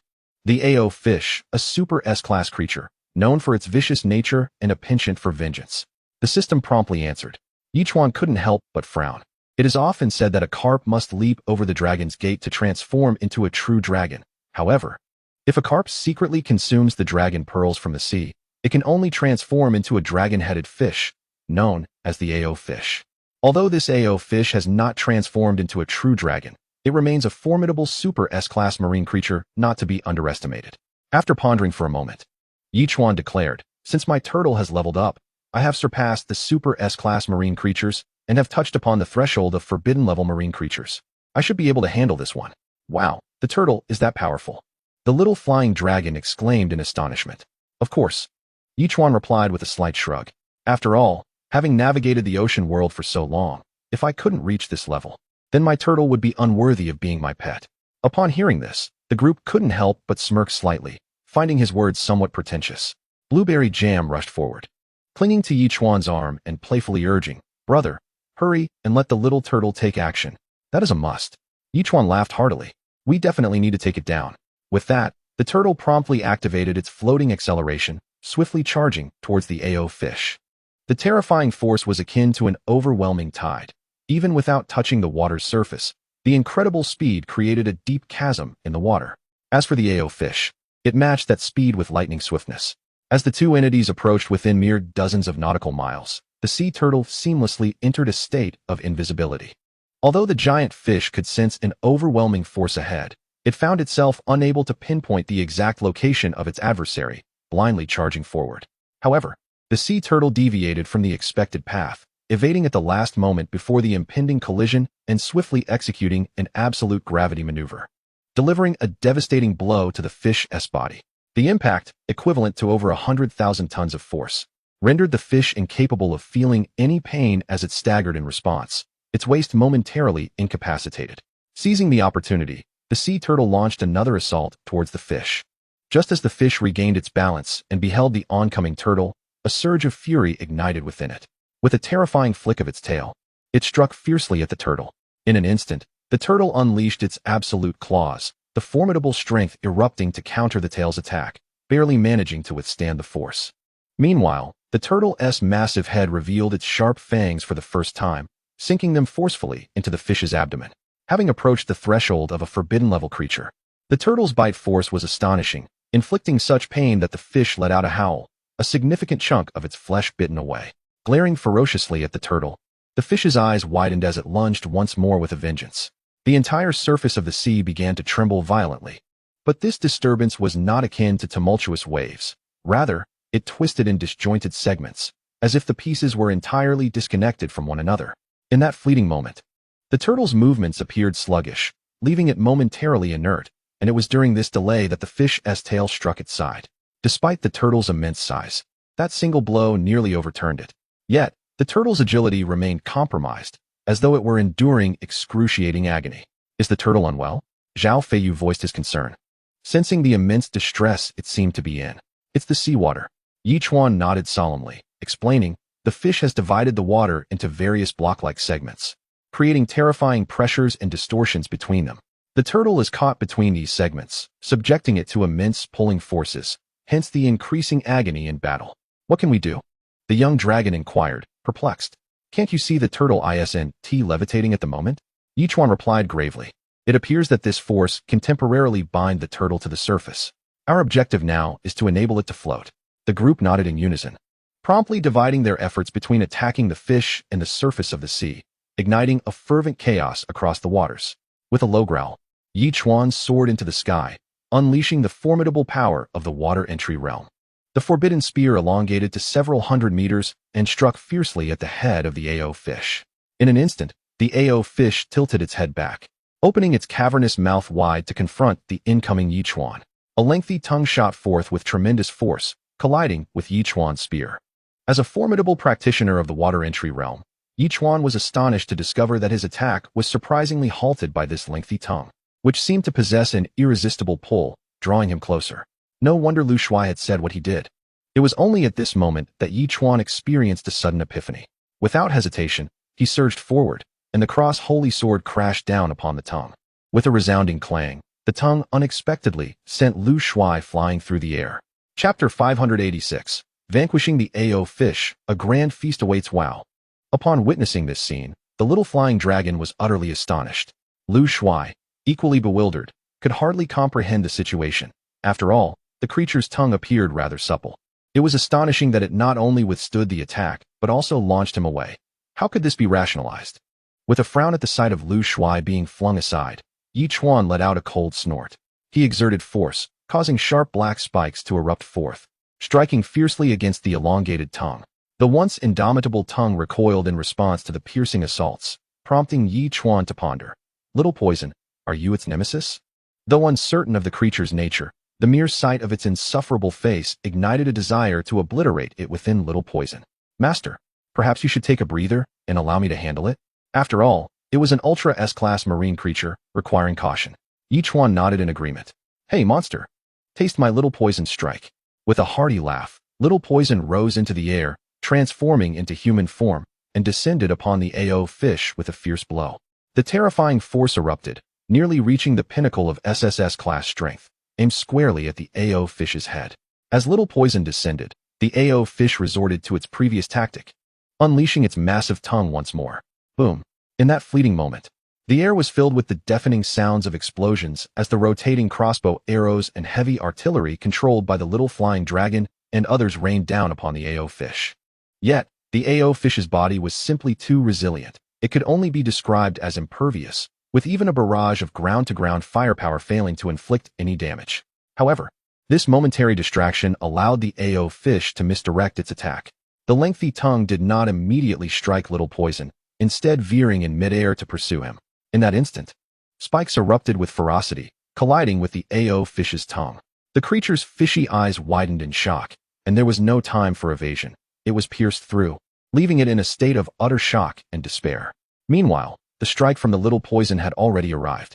That golden rod surged dramatically, expanding to several dozen meters in length and as thick as a barrel, crashing down fiercely upon the head of the giant fish. A thunderous sound echoed, and the terrifying force sent the creature plunging into the depths of the sea, creating a water pit over several hundred meters deep. Roar! Simultaneously, the sea turtle unleashed a fearsome roar, propelling its entire body into the sky, finally escaping the watery confines, only to plunge back towards the depths like a cannonball. With the aid of a reverse flow technique combined with absolute gravity, it charged fiercely towards the giant fish. The blow from the Little Poison had nearly disoriented the creature, and just as it prepared to retaliate, it was met with the sea turtle's fierce descent, colliding violently once more. In the next moment, the turtle's formidable claws erupted, firmly grasping the fish's mouth and beginning to tear at it with all its might. The giant fish felt utterly despondent. Had it known that it would encounter such adversaries, it would have never given chase. It thought to itself, if the young one was lost, it could simply find another mate and spawn anew. What a mess this had turned into. This was the first time it had truly comprehended the strength of the sea turtle. It was astonishingly powerful. Ever since its own fish head had transformed into that of a dragon, its closing strength had multiplied many times over. Yet it felt an alarming sensation of being torn apart by this foolish turtle. Come on. Upon witnessing this scene, the little poison chuckled heartily, preparing to strike again. Leave it to me, turtle, Yichuan shouted without hesitation. In that moment, everyone refrained from intervening, allowing the stage to be set for the sea turtle. As it had just endured a grievous attack from this foe, this vendetta was one it must avenge itself. The giant fish gritted its teeth, clearly at the end of its rope. Its fishy eyes now reflected a resolute determination. Its mouth was torn open, and its terrifying tongue shot forth like lightning, aiming to strike at the turtle's throat, intent on perishing together. However, in that instant, the sea turtle suddenly lowered its head. Its sharp fangs clamped down on the tongue, and although the tremendous force caused blood to flow from its mouth, it ultimately managed to withstand the fish's ferocious assault. Surely, this time the creature was finished, right? On Turtle Island, witnessing the giant fish's dire state, the little dragon couldn't help but chuckle. Do not jump to conclusions before the matter is entirely settled, Lu Shuai whispered, feeling that this battle had concluded far too easily. Are you foolish? The little dragon turned, casting a puzzled glance at Lu Shuai. Have you forgotten that we have all attained the transformation level? Moreover, our elder brother has already entered the water, and the sea turtle has reached the threshold of forbidden biological entities. Even our elder brother's battle armor is of the pinnacle SSS level. With our current lineup, is it not easy to slay an Ultra S-level creature? Lu Shuai scratched his head awkwardly and chuckled. You make a valid point. Ultimately, I have yet to adjust my mindset, forgetting that our strength has undergone a qualitative leap. Brother Chuan, he is indeed dead. At this moment, Saturday and his partner had successfully retrieved the giant fish. After a brief examination, Saturday announced loudly, let us prepare part of its flesh as braised and the rest as a clear stew, especially its tongue. We shall also have a stir-fried fish tongue. Yichuan promptly instructed. All right, just watch, Saturday assured with enthusiasm. Yichuan then turned to Zhao Feiyu and others with a smile. How does it feel to practice this time? It's exhilarating, Zhao Feiyu replied. Given our current strength, dealing with the pinnacle of SSS-grade adult specimens is quite manageable. However, when facing an Ultra S-grade creature, if it is in its growth phase, it might still be feasible, yet against a more powerful entity, we may find ourselves lacking. Indeed, it becomes even more challenging when encountering Ultra S-grade beings that exert pressure upon us. Lu Shuai concurred, adding, on land, we might still have a fighting chance. But in the ocean, we inherently appear weaker, making actual combat considerably more difficult. This is a challenge we shall overcome in the future. Yichuan nodded slightly. Subsequently, the group fell silent. As Yichuan glanced at the black bracelet on his wrist, a thought suddenly occurred to him. After all, it was the nutrient solution that revitalized Xiao Du. If he continued administering the nutrient solution, could it possibly restore its Ultra S-grade strength? Contemplating this, Yichuan directly inquired of the system. The system confidently countered with a rhetorical question. What do you think the nutrient solution is for? Impressive. Yichuan's expression shifted, and he burst into hearty laughter. Chapter 587. Entering the Forbidden Zone, encountering Godzilla again. Without delay, Yichuan poured a vial of nutrient solution for Xiao Du, which elicited a contented response from the creature. Soon, night fell, and the island began to emit a delightful aroma. The 3 signature dishes Yichuan had specified were served, complemented by fine wine, which could only be described in one word: exquisite. The night passed in a symphony of laughter and joy among the group. The sea turtle swiftly made its way towards the life forbidden zone, and everyone had retired to their beds. Yichuan, as was his custom, glanced at the messages in the public chat room. I've heard that the 9 provinces have fully established a multinational alliance and are inviting various countries to join. Is everyone aware of this? I've heard whispers. I intend to seek the protection of the multinational alliance. The leaders of the alliance are Zhao Taifeng and the formidable warrior Lu Yi. They should be capable of managing things, right? Will we know if we can go once we try? Observing the flood of messages nearly overwhelming the chat, Yichuan couldn't help but shake his head slightly. Soon, he would be venturing into the life forbidden zone. Such trivial matters seemed irrelevant to him now. It appeared that he would not need to check the public chat room as frequently moving forward. As for Lu Yichuan felt a mixture of emotions. This was the woman who had steadfastly supported him, even when branded a saint by others, yet she was the first to depart from his side. Indeed, the complexities of human nature are often hidden beneath the surface. Not everyone can be saved. From the tender beginnings of entering the oceanic realm with a gentle heart, aspiring to maintain a benevolent spirit, to the present moment marked by decisive actions, the journey of growth has indeed been arduous. Reflecting on these thoughts, Yichuan soon drifted into slumber. When he awoke, it was already past 8 o'clock the following day. On the Saturday, he had prepared some jam from the magical fruit on the tree, which lay upon the table, while the others had already partaken in breakfast and were now engaged in their respective leisure activities. After savoring the jam, Yichuan declared, Sign in successful. Congratulations, host. You have gained 4,000 evolution points and a super laser wave too. The system promptly announced. Another super laser wave. With the upgrades from the dolphin and the sea turtle, 2 laser waves were rewarded, which under the double amplification became 8.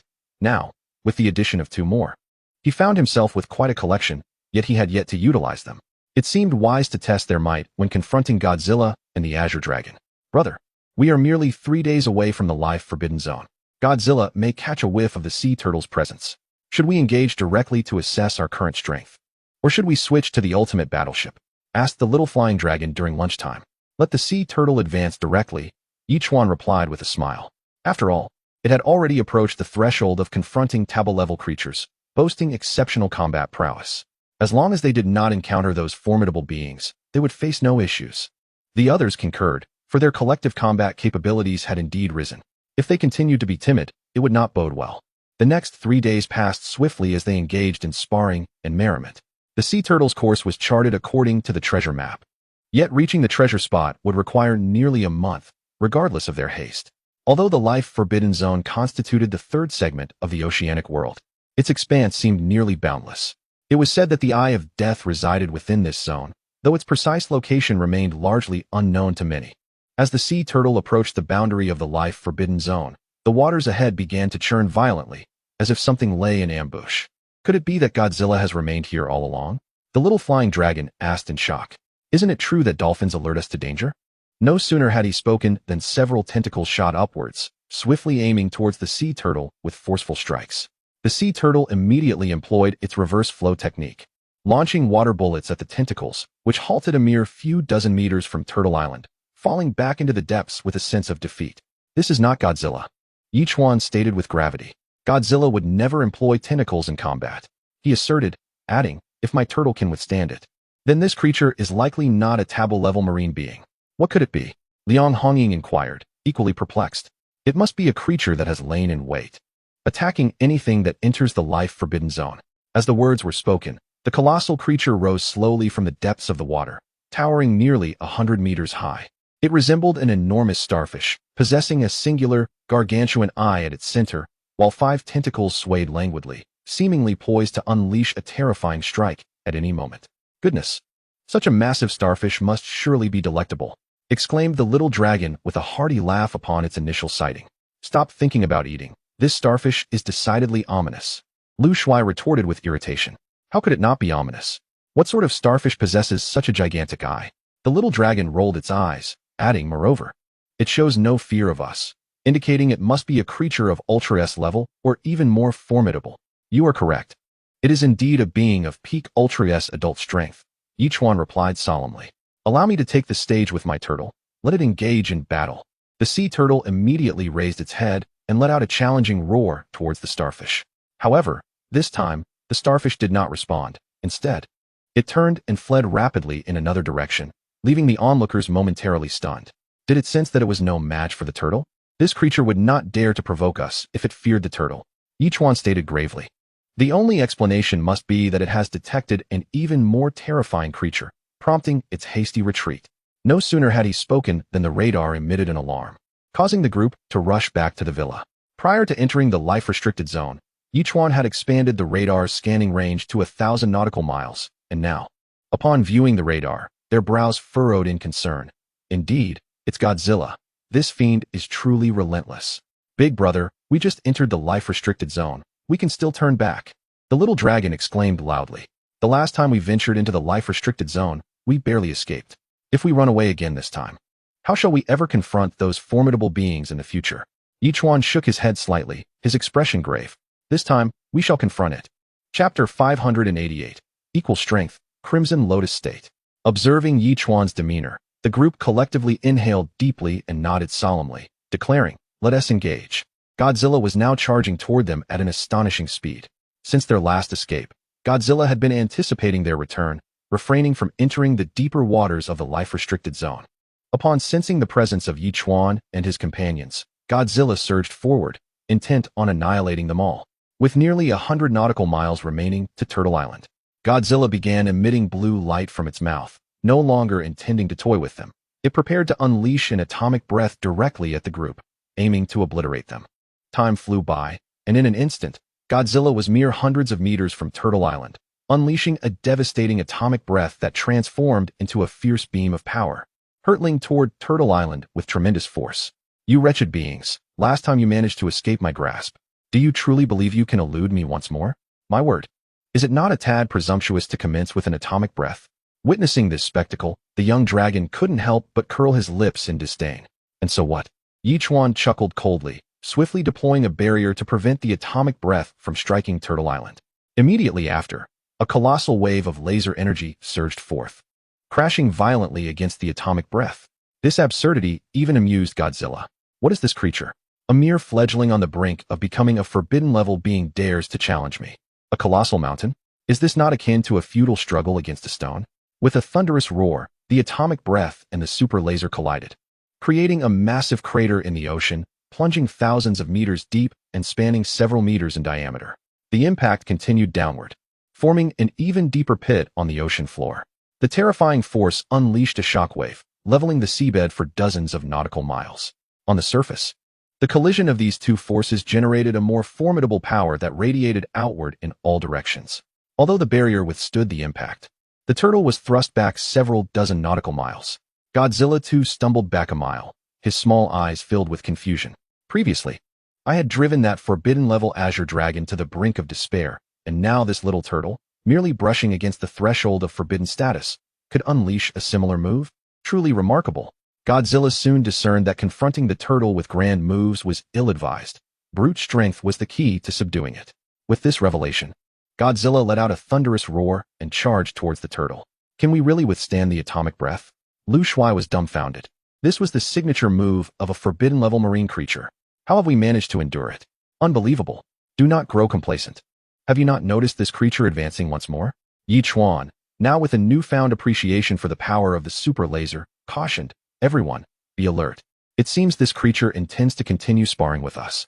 As he spoke, the turtle raised its head and bellowed at Godzilla, unleashing a burst of acceleration followed by an absolute gravity attack, resulting in a fierce collision. The ferocity of the impact sent waves soaring thousands of meters high, transforming the surrounding waters into a tempest for nearly 100 nautical miles.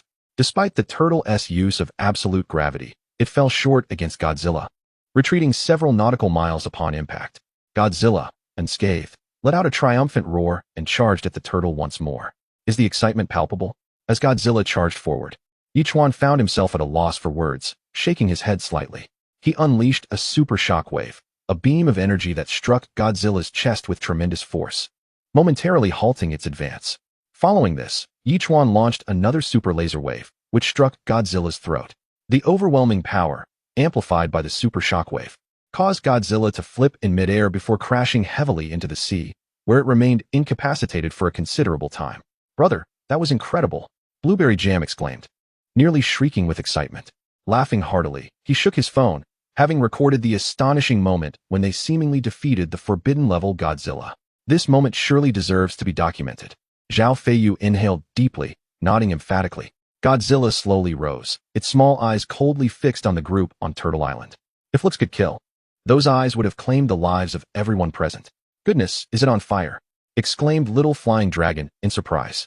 Red flames began to appear on Godzilla's body, as if it had been baptized in magma, with its temperature rising ominously, suggesting an imminent eruption. "What on earth is happening?" Lu Shuai stepped forward, astonished. "It seems Godzilla has multiple forms. This must be another one." Lu Yue whispered, "I believe it's called the Scarlet Lotus State. Is there such a thing?" Little Flying Dragon gasped, his jaw nearly dropping. "We can defeat its normal state. But this scarlet lotus form terrifies me just by looking at it. Has it transcended the forbidden level? Can the forbidden level even be surpassed so easily? Yichuan retorted, do you think there are other existences beyond the forbidden level? I have no idea. Little Flying Dragon shrugged. System, can the super laser wave contend with this form of Godzilla? Yichuan inquired. Uncertain, was the system's direct response. Then let's combine our efforts. Yichuan declared, I'll stack 2 super laser waves and use a weapon enhancement card, given Godzilla's newfound strength. The system granted the host permission to combine super laser waves. Meanwhile, Godzilla let out a deafening roar, gathering fiery red energy within its maw. Vividly expressing its current state, Godzilla was furious, and the consequences would be dire. Chapter 589, Driving Away Godzilla, setting off again. After several seconds, Godzilla opened its massive jaws and unleashed a terrifying crimson light wave aimed at Turtle Island. In that instant, it seemed capable of annihilating everything, even tearing apart the very fabric of space itself. The fragments of space barely had time to close before being incinerated completely. Come. At that moment, Yichuan let out a deafening roar, unleashing a supercharged laser wave amplified by weapon enhancement cards, which instantaneously cleaved the ocean's surface in two. In less than a second, the two forces collided with cataclysmic ferocity. An even more terrifying wave of destruction erupted from that point, causing the ocean floor, thousands of meters deep, to tremble violently and shatter completely. The shockwave was more formidable than atomic breath, a force that even the barriers struggled to withstand, exploding with a resounding crack. Fortunately, Yichuan, not entirely reassured, reinforced the barrier, yet it still bore cracks from the onslaught. Thankfully, the two barriers managed to absorb the impact, sparing all on Turtle Island from disaster in that fleeting moment. However, the shockwave surged beyond Turtle Island, continuing forward with a terrifying force akin to a barrage of sharpened blades, extending for hundreds of nautical miles. Although Godzilla had more than doubled its power upon entering its Crimson Lotus state, it was still being forced backward by the shockwave, feeling as though its very organs were being dislocated, with an unbearable pressure in its chest that destabilized its transformation. Godzilla was baffled, unable to comprehend the current situation.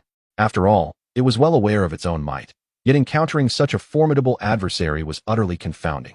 The strongest attack in its most potent state had not only been repelled, but had matched it blow for blow. An impossibility. What could this creature have consumed to become so formidable in just a month? This was simply astonishing. 500 nautical miles away, the Azure Dragon observed the battle with cold eyes, equally astounded. The moment the turtle entered the life-threatening zone, the Azure Dragon sensed it and hastened to confront Yichuan's group, intending to demand an explanation or eliminate them if necessary. Yet, witnessing this group hold their own against Godzilla, even causing it to stumble, was astonishing. In less than a month, they had grown so fearsome. The dragon, initially intent on retribution, now feared it might be outmatched. Ultimately, the Azure Dragon abandoned its plan to confront Yichuan and retreated silently. Did we survive? On Turtle Island, the recent events had been nothing short of terrifying, akin to an apocalyptic scenario, yet they had miraculously endured. It was a miracle. Little Flying Dragon was now elated, bursting into laughter as he exclaimed, "Brother, I truly believe we can defeat this creature. I was so thrilled I nearly wet myself. That was our most powerful attack, and we merely matched Godzilla. Do you genuinely think we are his equals?" Yichuan let out a cold snort and remarked, "Do not be overly naive.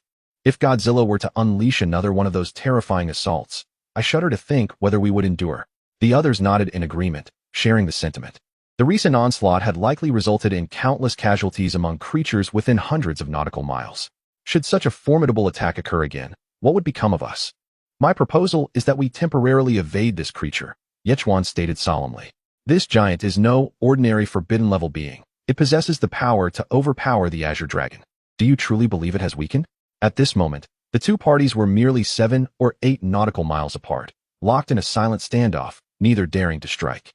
After a span of 3 to 5 minutes, both sides simultaneously altered their course, displaying an astonishing synchronicity that even the two heavyweight marine entities found momentarily perplexing. Yet, they refrained from further dialogue, and each turned away to depart. After a considerable passage of time, during which the sea turtle accelerated, the distance between them expanded to nearly 1,000 nautical miles. Finally, Yichuan exhaled a long sigh of relief. It has not been easy. We have managed to escape the jaws of Godzilla twice. I dare say this is a tale we could boast of for a lifetime. Let us not forget, there is still an Azure Dragon that is keeping a keen eye on us. Zhao Feiyu interjected promptly. The azure dragon had indeed made an appearance.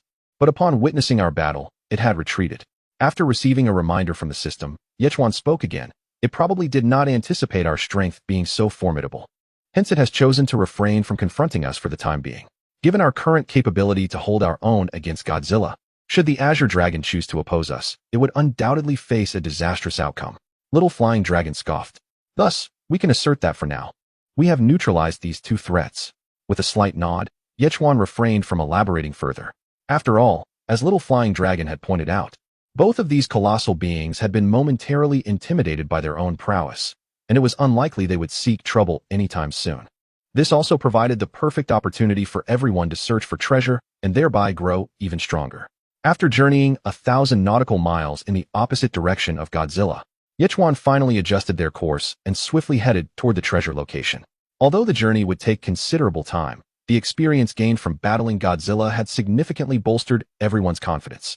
However, just as they began to dine, Lu Shuai furrowed his brow and inquired, "Have any of you noticed a large carp in the distance? It seems to have been following us." A large carp? The group was taken aback and immediately turned their gaze toward the indicated spot. Having already dealt with Godzilla, the most formidable being among forbidden-level creatures, one would expect that the myriad marine life within thousands of nautical miles would be aware of their presence. Who would be foolish enough to follow the sea turtle? Upon closer inspection, they saw a red carp trailing at a distance, neither too close nor too far, appearing to be several hundred meters long, exuding an astonishing beauty. This appears to be a creature of SSS rank, does it not?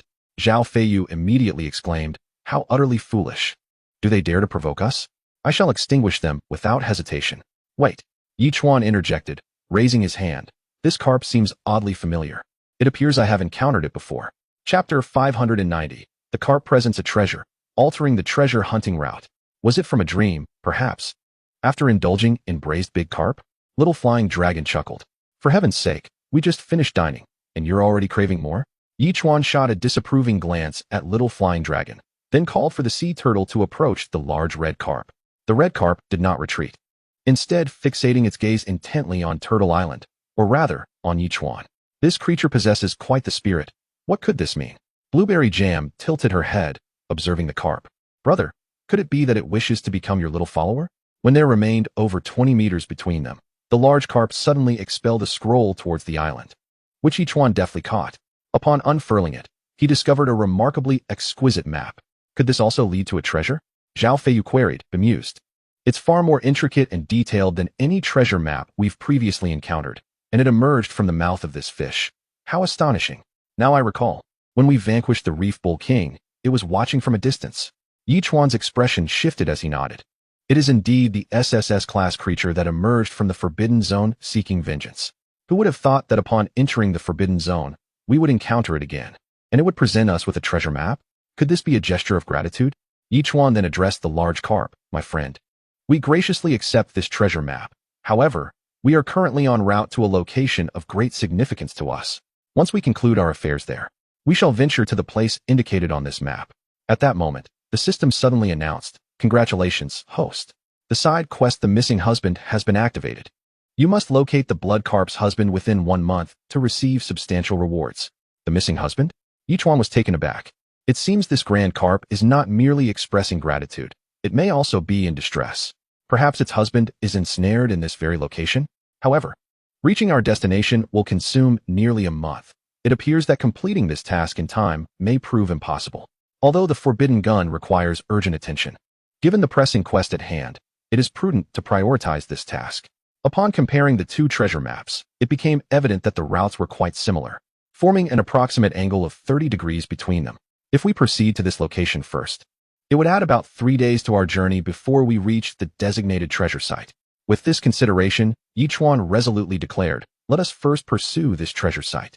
We shall arrive in roughly 7 days, and the deviation from our planned route is not substantial. We shall accommodate an additional 3 days." Upon hearing this, the others nodded in agreement, unanimously endorsing Yichuan's perspective. Immediately, the sea turtle altered its course and began to navigate according to the path inscribed on the scroll. The large carp, ever so closely following, infuriated the dolphin, for the role of protector had always been mine. How could I allow a mere fish to usurp my duties? As the sea turtle advanced, a week slipped by in the blink of an eye. with only 1,000 nautical miles remaining to the treasure's location. It seemed we would arrive by afternoon. During this time, the large carp diligently upheld the fundamental principles of escorting, even capturing over a dozen S and SS-level marine creatures as sustenance. However, these were stealthily fed to the sea turtle by ч17. After all, we were feasting on SSS, super S-level creatures. Why settle for lesser fare? It was merely out of concern for the carp's pride that ч17 had not openly provided the turtle with these superior meals. Yet, when only 500 nautical miles remained to the treasure, the radar suddenly began to blare an alarm. The display revealed a swarm of creatures resembling mantises rapidly converging upon us, forming a fan-shaped encirclement around the sea turtle. What on earth are those? They look rather alarming, and there are so many. The little dragon furrowed its brow in confusion. Mantis beasts, ч17 promptly answered. These creatures were classified as SS-level marine beings, yet they were merely puppets. Within their bodies resided SS-level hairworms that controlled their movements. Goodness, the more I hear, the more revolting it becomes. Blueberry Jam exclaimed, covering her ears. Fear not, a single powerful strike will obliterate them. ч17 scoffed, and immediately unleashed a super shockwave. The terrifying force, amplified by the weapon enhancement card, surged forth, crashing violently into the semi-encircled mantis beasts. These so-called beasts had little resistance and were swiftly annihilated, revealing the hairworms controlling them. The long, dark hairworms, measuring several meters, writhed grotesquely in the water.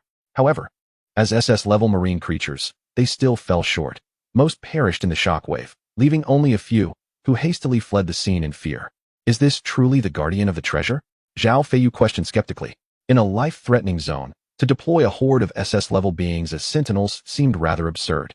This is merely the periphery. ч17 shook his head. Within a life-threatening zone, we must not underestimate any area. Besides, if it were truly so simple, how could the carp's master remain trapped within? That remains unclear, the little dragon shrugged. To uncover the truth, we must venture further inside. In the present moment, the sea turtle unleashed its ability to levitate and accelerate, dashing forward like a bolt of lightning until it reached the fabled treasure site. However, this location was devoid of any treasures, revealing only the vast expanse of the ocean, save for a swirling vortex approximately 100 meters in diameter, silently rotating on the water's surface without emitting a sound. Such a large vortex, and yet it is utterly silent? The little dragon inquired, astonished. This will be a dungeon. A portal to another dimensional space, ч17 replied gravely. This vortex likely connects to a different dimension. It seems we must stow away my turtle and leap into it. Then let us descend, Lu Shuai exclaimed, eager to discover what lies within the treasure realm of the life-threatening zone. With that, the group collectively jumped into the vortex. Even the big carp leaping high into the air like a fish leaping over the dragon gate before diving into the swirling waters. Chapter 591, Another Dimension. Is there someone here? The vortex remained silent on the ocean's surface, yet upon entry, the cacophony of 1,000 galloping steeds resonated in their ears, accompanied by a sensation akin to the tearing of flesh. This unexpected pain astounded everyone. After all, they were all at the transformation stage. To experience such a tearing agony suggested that any ordinary person plunging in would likely be shredded to pieces, as their bodies spiraled rapidly within the vortex. The rotation intensified as the vortex constricted, culminating in a sudden crash, leaving the group in astonishment. They found themselves seemingly back in the same sea. But ahead loomed a colossal mountain, towering hundreds of meters high, standing upon an island of 3 to 4 square kilometers. Isn't this reminiscent of our previous quest for the Tear of the Moon? The little dragon chuckled. Indeed, there are similarities, ч17 nodded. Yet that was a shipwreck. While this is an entrance to a vortex, ultimately, we have traversed into another dimensional ocean. It appears that the treasure we seek resides on this island. Lu Shuai stepped forward, stretching his limbs. I can sense a formidable aura. It must be the guardian beast of this place. We are likely in for another fierce battle. Onward to the island. ч17 laughed heartily, leaping onto the land. The others followed suit, only to be greeted by a hissing sound akin to the fluttering of wings, revealing a massive green mantis standing before them, towering over 10 meters tall. Its blades were 3 to 4 meters long, poised in a stance ready to attack, as if to assert its dominance. An SSS-grade blade mantis, ч17 exclaimed. It seems to serve as a guardian. Goodness, to have an SSS-grade creature as a guardian. Surely the master of this island is extraordinarily powerful. Lu Shuai marveled in surprise. Whether it is human or not remains uncertain. ч17 whispered. Lu Shuai, this blade mantis is yours to contend with. I shall merely observe the spectacle. Haha, my friend, just watch. Lu Shuai chuckled, wielding the cross-holy sword in one hand and the Bible in the other. In an instant, he dashed forward, striking fiercely at the head of the blade mantis. Clang! In the next moment, the mantis's massive blade intercepted the attack, followed swiftly by another strike aimed at Lu Shuai. He retreated abruptly, unleashing a cascade of holy light that surged towards the blade mantis, momentarily halting its charge. What on earth is this? The ferocity of the blade mantis startled Lu Shuai. Almighty Lord, grant me strength to vanquish this demon before me. As he uttered these words, beams of holy light erupted from the Bible, causing the cross-holy sword to rapidly extend and enlarge. As the blade mantis lunged forward, Lu Shuai swung his sword with great force towards the mantis's blade. With a resounding crash, Lu Shuai cleaved down upon the mantis's weapon, eliciting a pained cry even from the voiceless creature. Immediately, another blade swung towards Lu Shuai's body. His pupils constricted as a shield of holy light materialized before him. Ding! The crisp sound echoed across the island as the shield shattered, but Lu Shuai, rolling away like a lazy donkey, narrowly evaded the lethal strike. Without a moment's hesitation, he launched himself forward, driving his body towards the mantis's massive abdomen. A loud hum reverberated as the blade mantis soared into the sky, evading Lu Shuai's attack. It began to flap its wings vigorously, creating such a powerful gust that even Lu Shuai, a being of transformation, felt as though he might be swept away. Lu Shuai's combat prowess appears rather lacking. The little flying dragon remarked with suspicion. The Pope can withstand super S-class beings, yet this fellow struggles against an SSS-class creature. Ultimately, it stems from Lu Shuai's insufficient battle experience. Yichuan elucidated. Although he has been acknowledged by the Bible, he has not faced many battles, leading to his initial clumsiness. Then we must assist him. Upon hearing this, the little flying dragon let out a sharp cry, donning his armor and swiftly heading towards the blade mantis. With the little flying dragon's aid, the battle became significantly simpler. Two beings of transformation against a mantis that had lost one of its blades was a much easier task. Within mere minutes, after the little flying dragon severed the mantis's remaining blade, it became increasingly overwhelmed and was ultimately subdued with ease by the duo. Lu Shuai, it seems you need to engage in more battles in the future, the little flying dragon said with a grin. Your combat strength is quite formidable. It is merely your lack of experience that hinders you.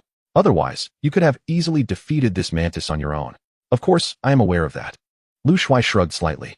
It appears I must indeed engage in more battles to quickly catch up with you all. Do not let your guard down. For what lies ahead remains a mystery to us all, Yichuan murmured at that moment.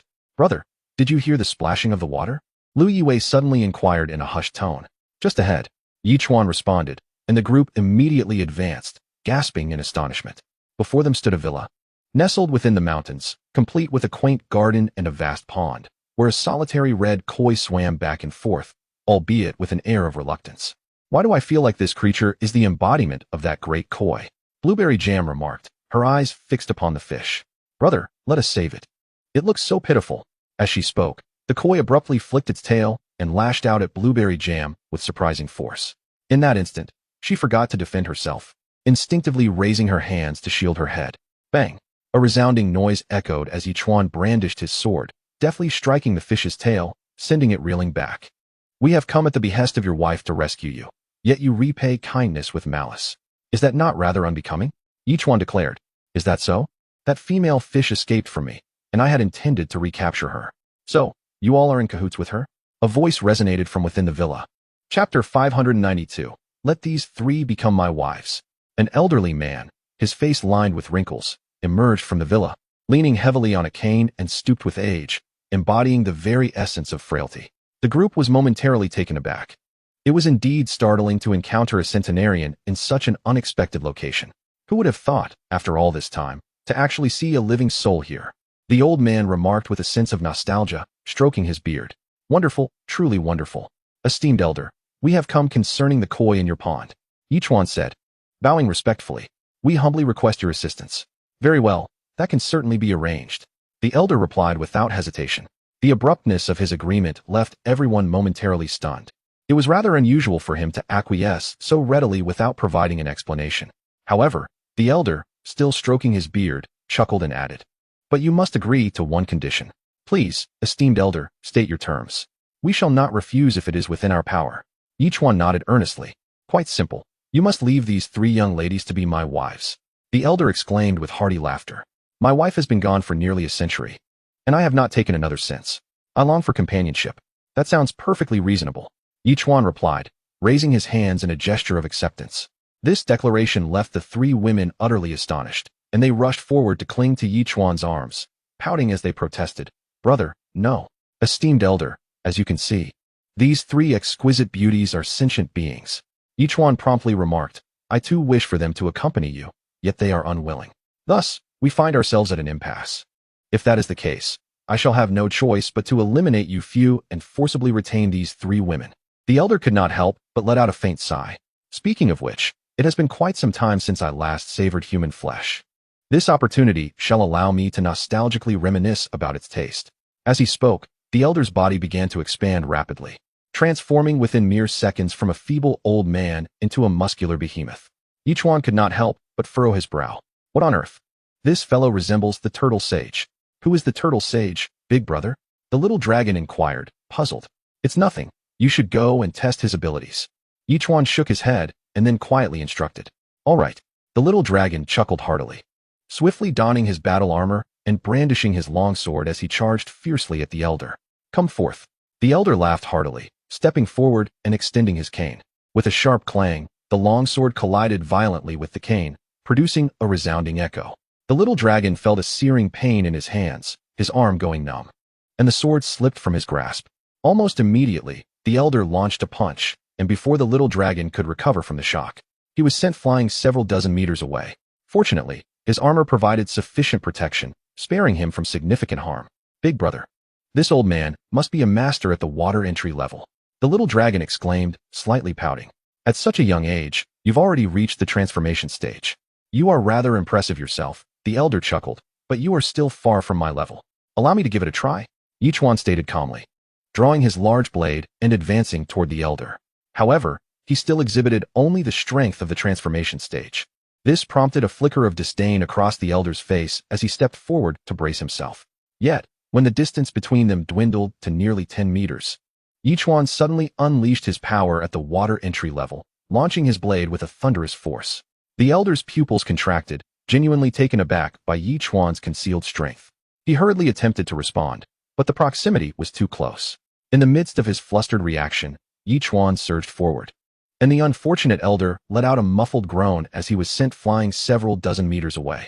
I must admit, I did not foresee your hidden prowess. The elder sneered. Had I not reacted in time, you might have truly caught me off guard. Then, esteemed elder, may I ask if you could now relinquish this carp? Yichuan inquired. Do you truly believe that is possible? The elder replied coldly with a smirk. If you think you can slay me with such attempts, you are gravely mistaken. Yichuan's brow furrowed. I have already held back. Should I unleash my full strength, I could surely take your life. I trust you are aware of this. And what of it? The elder retorted disdainfully. Alas, you have missed your prime opportunity to kill me. It is now impossible. I originally intended my heart to reach the bright moon, yet alas, the moon shines upon the gutter. Yichuan let out a helpless sigh, realizing that there was no alternative but to eliminate you. I hope you truly possess such capabilities. The elder laughed wickedly, expressing a desire to experience the feeling of death. It's hopeless. This old man has gone mad. Yichuan shook his head slightly, then bent his body, once more charging towards the elder. This time, Yichuan unleashed absolute gravity, a terrifying force that nearly doubled in intensity, crashing towards the elder with overwhelming might. In that instant, the elder was momentarily taken aback. He sensed that Yichuan might have a hidden card, yet he never anticipated that this card would amplify his power so dramatically. With a mighty roar, the elder propelled himself forward, his cane held defensively across his chest, seeking to withstand the blow while searching for a chance to counterattack. Bang! In the next moment, accompanied by a crisp sound, the cane shattered, and only then did the elder realize that the sword had transformed into a spear. Its terrifying power increased by at least 30%. Cursed be it. He watched in disbelief as the spear smashed through the cane and struck his shoulder, carving into him several inches deep. Seizing this opportunity, the elder's fist was already charged with energy. Unafraid of his injuries, he swung a punch towards Yichuan. Hey, taste my little poison stick. At that critical moment, a fierce shout startled the elder. What on earth is that? He beheld a humanoid figure, wielding a gleaming golden staff, suddenly appearing and aiming a strike at his head. Thud! The punch directed at Yichuan was swiftly met by the staff, resulting in a thunderous crash. The once massive fist was left red and swollen, sent flying several meters away by Yichuan's kick. Do you yield? Yichuan brandished the spear, coldly inquiring. I do not yield. The elder's eyes bulged like copper bells as he bellowed, proclaiming that Yichuan was employing deceit. How have I deceived you? Yichuan spread his hands in inquiry. The youth lacks martial ethics, you rodent tail juice. The elder gritted his teeth, declaring, do you truly believe that this will allow you to conquer me? Accompanying this proclamation, the wound on the elder's shoulder began to heal slowly. This caused Yichuan to furrow his brow, coldly scrutinizing the elder. Evidently, this individual was extraordinary, capable of such rapid recovery. Thus, he coolly stated, it seems I must slay you once more. I still have one final move to unveil. Once unleashed, perhaps all of you here will meet your demise. The elder shook his head slightly, speaking with gravity. I initially had no intention of killing you, but you have forced my hand, and I shall inevitably take the three beauties with you. Come then. Yichuan scoffed disdainfully. He had discerned the elder's combat strength, regardless of how formidable he might be. It was unlikely he could be overwhelmingly powerful. With the assistance of little poison, victory remained within reach. The elderly man staggered and ascended towards the heavens, his formidable power erupting forth, as bolts of lightning began to swirl around him. Instantly, a sense of dread enveloped the onlookers. Lu Shuai could not help but speak gravely. Brother, this old fellow is no ordinary being. I am well aware of his exceptional nature. Otherwise, he would not have been able to dominate a spatial dimension for so long. Yichuan murmured, this technique of his is likely related to lightning. Everyone, be vigilant. With that, Yichuan cast a temporal barrier above the group, gradually accumulating strength to ensure a decisive blow. Lightning whip of 5 strikes. With a thunderous shout, the elder descended from the sky, his hands crackling as if electrified, unleashing a barrage of lightning bolts upon the crowd. This was a colossal combo, each terrifying bolt more potent than the last, the barrier trembling under the assault. The first 3 strikes had already inflicted cracks upon the barrier, the elder's power akin to that of a forbidden level. The 5 bolts of lightning rained down in succession, wreaking havoc and leaving destruction in their wake.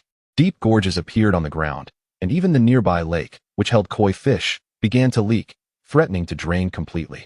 As the 5 bolts struck down, a particularly fearsome lightning bolt surged forth. In that moment, Lu Shuai instinctively sensed danger and bellowed, Almighty Lord, grant me strength to protect your people from calamity. Amen. As he chanted, specks of holy light began to manifest around him, quickly converging to form a milky white shield that enveloped everyone in a triangular formation. With a thunderous roar, the final bolt of lightning descended. After enduring the onslaught of the previous 5 strikes, the barrier was shattered by this last bolt, which had accumulated the power of its predecessors. The ensuing impact collided with the holy shield, ultimately breaking it apart, yet it spared the group from harm. This left the elder trembling in disbelief, exclaiming, how is this possible? You have withstood my lightning whip of 5 strikes. With the elder's words still echoing, Yichuan seized the moment, unleashing the full force of his water immersion realm in an instant, striking the elder in a heartbeat. Having expended a significant amount of true energy on his previous attack, the elder hastily attempted to defend himself against Yichuan's onslaught, but his diminished strength was no match, and he was sent flying. Even so, the elder remained engulfed in shock. After all, the lightning whip of 5 strikes had never failed him. Who could possibly counter such a divine assault? Prepare to taste my little poison stick. In that very instant, little poison roared once more, a golden staff entwined with black tendrils coalescing into a massive hammer, which then hurtled forth, striking the elder squarely on the head. The elder, propelled backward, involuntarily trembled as his body came to an abrupt halt in midair, only to be slammed onto the ground shortly thereafter. The unfortunate old man knelt, his knees meeting the earth, his eyes bloodshot and filled with bewilderment as he gazed vacantly ahead, utterly at a loss. Brother, your strike has rendered him a mere vegetable. At this moment, Xiao Feilong and the others cautiously approached, and after a brief examination, they erupted into hearty laughter. What nonsense about the 5 connected whips. In the end, they still fell to our hands. Half of him is already in the grave, yet he still tries to act grand. The old fellow's combination technique would likely have left even Godzilla reeling in pain. Yichuan remarked solemnly. For an elder at the water entry realm to devise such a formidable attack is indeed commendable. Alas, he was undone by his own 5 connected whips. Exhausting all his true energy in executing that ultimate move led to his current plight. Deservedly so. Blueberry Jam spat at the elder, adding, and he even thought of having us as his wives. What was he thinking? Half of him is buried. Does he not feel ashamed? Their banter sent waves of laughter through the group. All right, let's release the carp. After all, we owe it to the fish to see this through. Yichuan waved his hand, issuing the command. Xiao Feilong and Lu Shuai dashed over. This time, the carp seemed aware of their strength, obediently remaining still in the water as they returned it to the vast ocean outside. There, a larger carp awaited, and upon reuniting, they immediately began to express their affections for one another. Oh, what a sweet couple, Blueberry Jam remarked, feeling a twinge of envy at the sight. You shall have your turn too. Lu Yue chimed in with a cheerful smile. Really? Blueberry Jam rolled her eyes, glancing furtively at Yichuan. He, as if oblivious, strode forward, stating, this old man, alone and caring for such powerful creatures as pets, must not be an ordinary person. Let us see if there are any treasures within his abode. With that, he led the way to the villa. The others quickly followed, surprised that a seemingly decrepit old man could maintain such a well-organized mansion. Yet Xiao Feilong pondered aloud. But why are there no riches or jewels? Who doesn't love wealth? Perhaps there are traps as well? Lu Shuai speculated, his eyes scanning the surroundings. There must be mechanisms. Chapter 594. Is something following us? Even if there are traps, we shall discover them. Yichuan replied with mild irritation. Rather than conjecturing here, we should search thoroughly. Indeed, we must explore diligently. Lu Shuai nodded eagerly, immediately setting off to investigate. After searching in vain, the young dragon leaned against a bookshelf, exclaiming in frustration, where on earth could it be? Suddenly, with a faint creak, the bookshelf slid apart, revealing a staircase that descended into the depths. The young dragon's excitement surged. Brother, over here. His companions quickly gathered around, gazing at the staircase, while Yichuan boldly took the lead and descended first. The spiral staircase comprised nearly 100 steps, plunging approximately 20 meters down before leading them to a chamber reminiscent of an underground palace. There, treasures of gold, silver, and rare gems lay haphazardly scattered, alongside extraordinary herbs and minerals. Lu Yue stepped forward in astonishment, exclaiming, Brother, this old man is truly remarkable. He has collected so many centuries-old wild ginseng and reishi mushrooms. It's genuinely astonishing. She continued, given that he can procure such formidable creatures as pets. It's clear he has a penchant for gathering these treasures. I suspected he couldn't be living in such poverty. He must indulge in a few ginseng or reishi mushrooms from time to time for nourishment. With a sweeping gesture, Yichuan gathered all the treasures into his small world before stating, this place is as good as it gets. We can head back now. But how do we return? The young dragon asked, raising his hands in confusion. Surely we can't climb out through that vortex. This dimensional space belongs to that old man. If we eliminate him, this dimension will likely become unclaimed, making it easier to find an exit. Yichuan pondered before responding. That's not simple. We could just deal with him directly, the young dragon declared, stepping outside to swiftly execute the elder. Instantly, the entire dimensional space began to hum ominously, the sky appearing as though it might collapse. Whoa, this isn't quite what we anticipated, the young dragon exclaimed in shock. Why does it feel like it's about to crumble? This old fool likely found a rather unstable space. While he was alive, his power sustained it, but with his demise, that power vanished. And now the space is on the verge of collapse, Yichuan said, shaking his head solemnly. However, this does save us the trouble of finding a way out. With that, he summoned a sea turtle and cast a temporal protection shield. As the space began to collapse, it resembled an apocalyptic scene, with shards of the dimension disintegrating like paper. But as each fragment fell, the rules of the oceanic realm swiftly turned them to dust. With the disappearance of the spatial fragments, seawater surged through the cracks, akin to a colossal glass tank in the ocean, continuously filling as the fissures widened. Fortunately, the sea turtle island was safeguarded by the protective shield, ensuring it remained unharmed. In a mere span of minutes, all remnants of the dimensional fragments had vanished, causing the mountains and villas within that space to slowly sink towards the ocean floor. The once familiar dimensions have vanished, replaced by an endless expanse of ocean. The sea turtles swiftly ascended, ultimately reaching the surface a kilometer above. At this moment, the group could not help but take a deep breath, with Blueberry Jam exclaiming in excitement, "Wasn't that just like the apocalypse?" It felt as if the sky had completely collapsed. It was utterly exhilarating, haha. Indeed, it was quite thrilling. A few of them shrugged in agreement. The little flying dragon chuckled and asked, "Brother, can we consider ourselves witnesses to the end of the world?" Yichuan shrugged uncertainly, then replied with a smile, "Though we may not have gained much, even the smallest of mosquitoes is still meat. And now we can set forth towards the treasure location." Delightful. Little Flying Dragon laughed heartily. "We should reminisce about this battle. Our combat experience is still rather limited. If possible, we should practice more." Yichuan chose not to elaborate further and promptly instructed the sea turtle to continue towards the treasure. At that moment, the system spoke again. Detected that the host has assisted the blood carp in finding her husband. The instance task is complete. A large reward package is available. Would you like to open it? Yichuan immediately responded with enthusiasm. Open it. Opening large reward package. Congratulations, host. You have received Evolution Value Package 2. Resource Package 2, Temporal Super Defense 2, Temporal Barrier 2, Island Propeller 2, Super Shockwave 2, an exclusive nutrient solution for special tree species 2. The system's voice followed. Excellent. This is considerably more than what I had received previously. It appears that as everyone's strength has generally increased, the rewards from the system have also multiplied, indicating that the system is quite generous. Yichuan promptly allocated everything he had obtained, planning to gather the treasures in the target location before distributing them collectively. Subsequently, the sea turtle proceeded steadily forward, while everyone engaged in their respective tasks. Nearly half a month passed, yet they were still about half a month away from the treasure. However, for roughly 5 days, they all felt as if they were being followed by someone. When they scrutinized their surroundings, nothing was found. During mealtime, they brought this matter up. Notably, neither the dolphins nor the super radar detected anything, or perhaps the other party bore no hostility. Since everyone senses it, there is indeed something that has been trailing us. Yichuan said solemnly. Let us not forget, this is a zone of peril. There cannot be anything without malice here. What could this entity possibly be? Little Flying Dragon shrugged. It is likely employing invisibility or some other means of concealment. Yichuan speculated. Otherwise, it would be impossible to evade the dual detection of the dolphins and the super radar. Should I dive down to take a look? Lu Shui volunteered. Let us not forget, our sea turtle can also become invisible. Do we truly need to go down ourselves? Yichuan's lips curled into a smirk as he commanded the sea turtle to enter a state of invisibility. With a swift turn, he activated the floating acceleration, propelling himself rapidly away.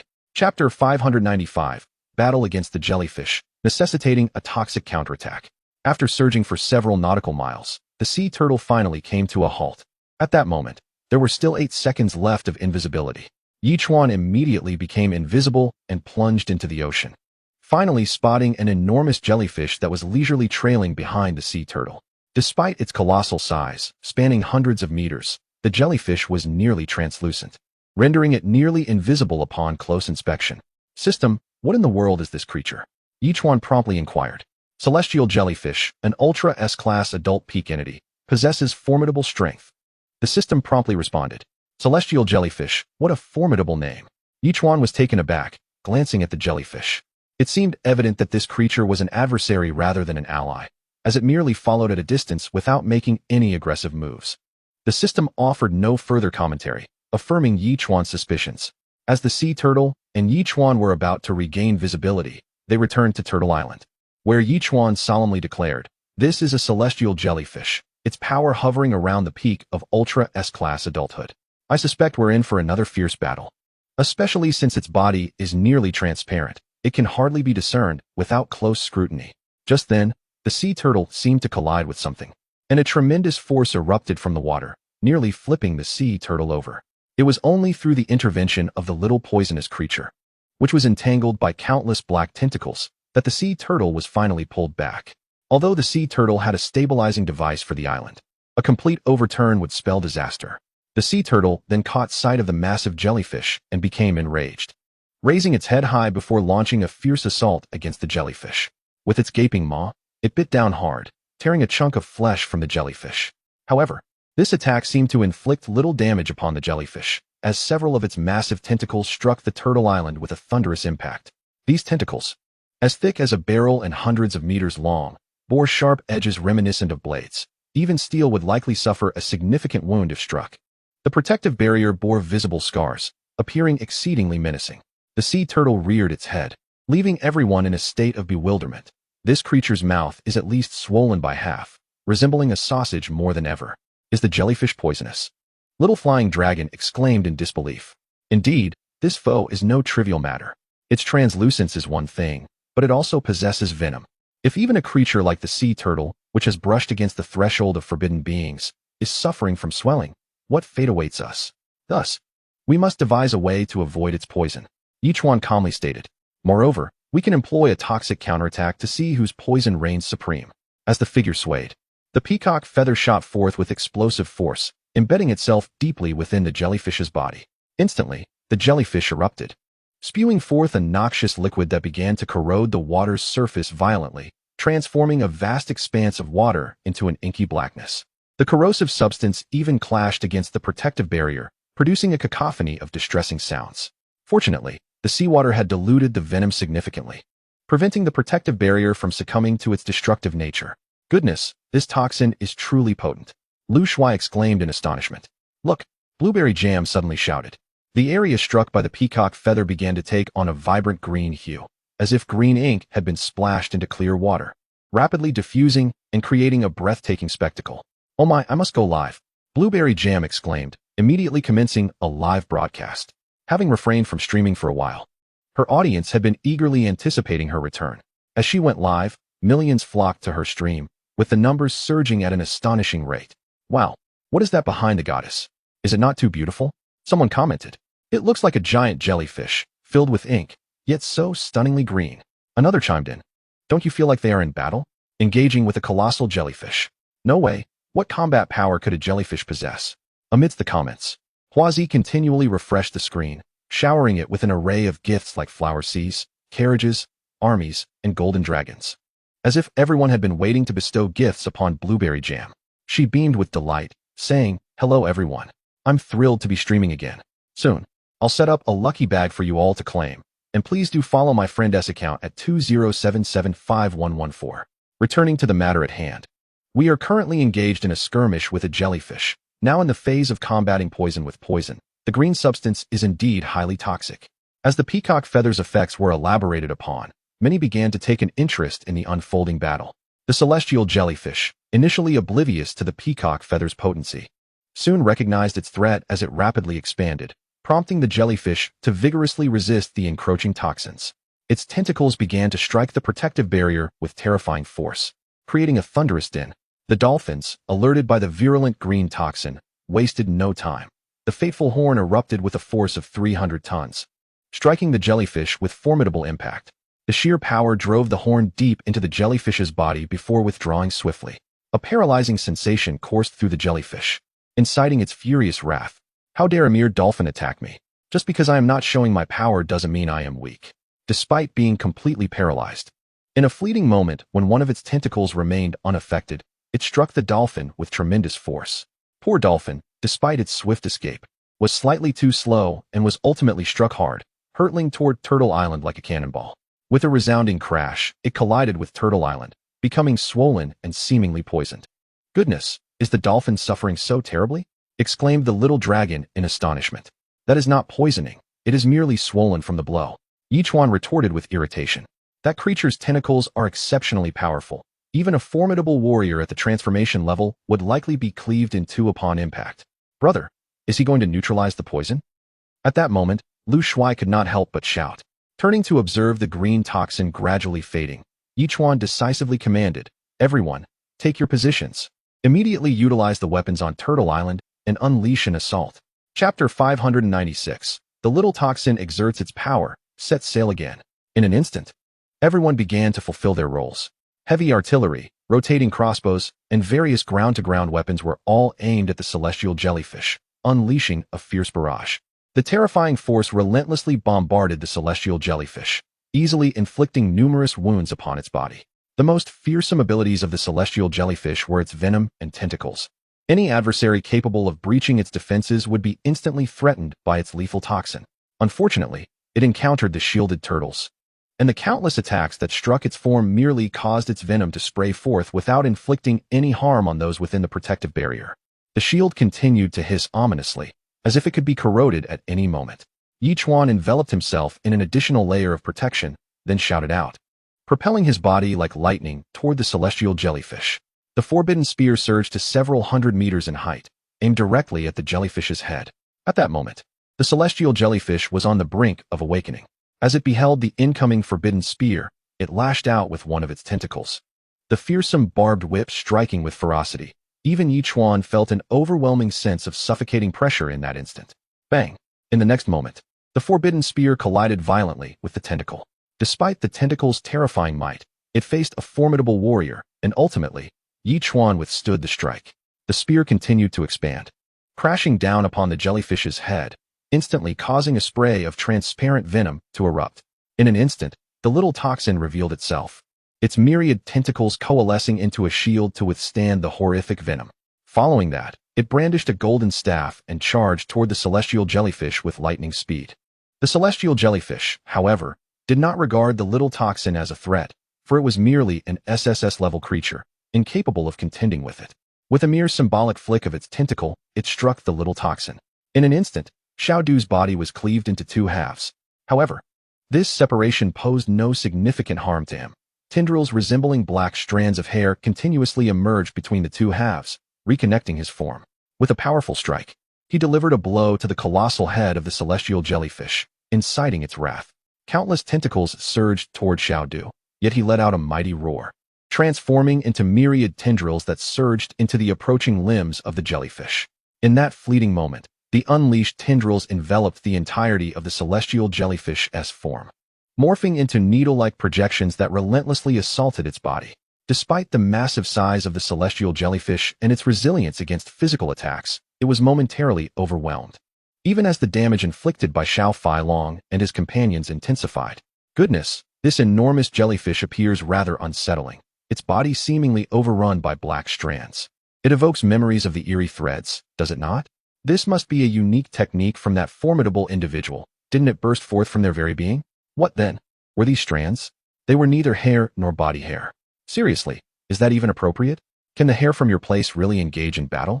In the Blueberry Jam livestream, viewers were captivated by the fierce battle, engaging in heated discussions that ultimately devolved into a debate about the origin of these strands. This left Blueberry Jam somewhat speechless, hesitant to clarify further. The more one elaborated, the darker the implications seemed. As the battle escalated into a fevered climax, the black strands grew increasingly formidable, beginning to tear apart the celestial jellyfish's body. Despite its vast size, it began to show signs of disintegration. The sense of impending doom for the celestial jellyfish intensified, as all its tentacles thrashed violently, seemingly exerting every ounce of strength. Even the protective barrier began to exhibit faint cracks, with its offensive power nearly doubling. Is this creature deranged? Xiao Failong exclaimed in astonishment, observing the jellyfish's current state. Under the onslaught of Xiaodu's formidable tendrils, its form was on the verge of collapse. This was likely its final struggle. Zhao Feiyu whispered in explanation. We need to launch a barrage, supporting Xiaodu to eliminate this creature as swiftly as possible. Understood. Xiao Failong snapped his fingers and promptly set to work. Boom. Minutes later, another 180 small projectiles struck the celestial jellyfish, causing its body to tremble violently. A sharp crack echoed as, under Xiaodu's immense pulling force, the celestial jellyfish's form finally began to disintegrate, shattering into countless pieces of flesh, helplessly drifting toward the ocean's surface. Who would have thought that in the end? It was Xiaodu who achieved the remarkable victory. The little dragon chuckled, exclaiming that its ability to disregard physical and toxic attacks was indeed extraordinarily formidable. At that moment, the small toxic creature returned to Yi Chuan's wrist, laughing heartily as it declared, Master, did you see that? I am quite impressive. If it weren't for that time when you nearly faced annihilation, your strength would also be at the Super S level, certainly far surpassing this jellyfish. Yi Chuan replied nonchalantly. Your skill is specifically designed to counter this jellyfish, so vanquishing it is quite effortless. Precisely. The little toxic creature responded with glee, and with a flourish of its tentacles, a smooth and transparent inner core materialized before Yi Chuan. Master, this is the inner core of that creature. Can you absorb it? Yi Chuan inquired immediately. Absolutely. The little toxic creature answered promptly. Although my strength has yet to reach the Super S level, absorbing this inner core will be a breeze. Then go ahead and absorb it, striving to return to the Super S level as quickly as possible, Yi Chuan said with a smile. After all, the little toxic creature's strength was indeed formidable, and once restored to the Super S level, its combat prowess would multiply, promising a bright future ahead. The celestial jellyfish was swiftly defeated, and Turtle Island once again set sail rapidly. However, the fans of Blueberry Jam continued to fervently discuss. What level is this jellyfish that it was so easily vanquished? It must be SS level, right? A jellyfish of that size surely has to be at least SSS level. Otherwise, why would the expert intervene personally? Chapter 597, The Misty Zone. Searching for the elusive fish. Everyone had guessed incorrectly. It was, in fact, a Super S-level celestial jellyfish. Observing the discussions, Blueberry Jam couldn't help but respond with a smile. Wow, so powerful. The goddess has already begun to combat Super S-level creatures. While I am still wandering in the open sea, she has ventured into the life-threatening zones. Truly, the comparison is disheartening. Indeed, my goddess is simply awe-inspiring. One user remarked. Hey, let's not forget that it's the prowess of Jam's guardian that's impressive. The online community erupted once more into heated discussions. Seeing these comments, Blueberry Jam felt a bit shy, not daring to mention that she had already faced forbidden-level marine creatures. Otherwise, it would surely terrify them. After chatting for a while longer, Blueberry Jam concluded the broadcast. By this time, it was already noon, and Saturday had prepared a single dish, cold jellyfish salad. This left everyone somewhat bewildered, with Lu Yuwei questioning, isn't jellyfish toxic? Can we really eat this? The toxins of this jellyfish have been neutralized by peacock feathers and paralysis toxins, Saturday explained. Moreover, I have treated it specially. Not only is it edible, but it is also incredibly delicious and silky. Upon hearing this, Yichuan took a symbolic bite. Indeed, the jellyfish was springy, dissolving effortlessly upon a gentle bite, followed by a burst of flavor that slid down his throat before he could take another chew. The sensation was absolutely exquisite. After Yichuan concluded his explanation, everyone immediately began to indulge in a feast, with the little flying dragon even biting its tongue due to its hasty eating.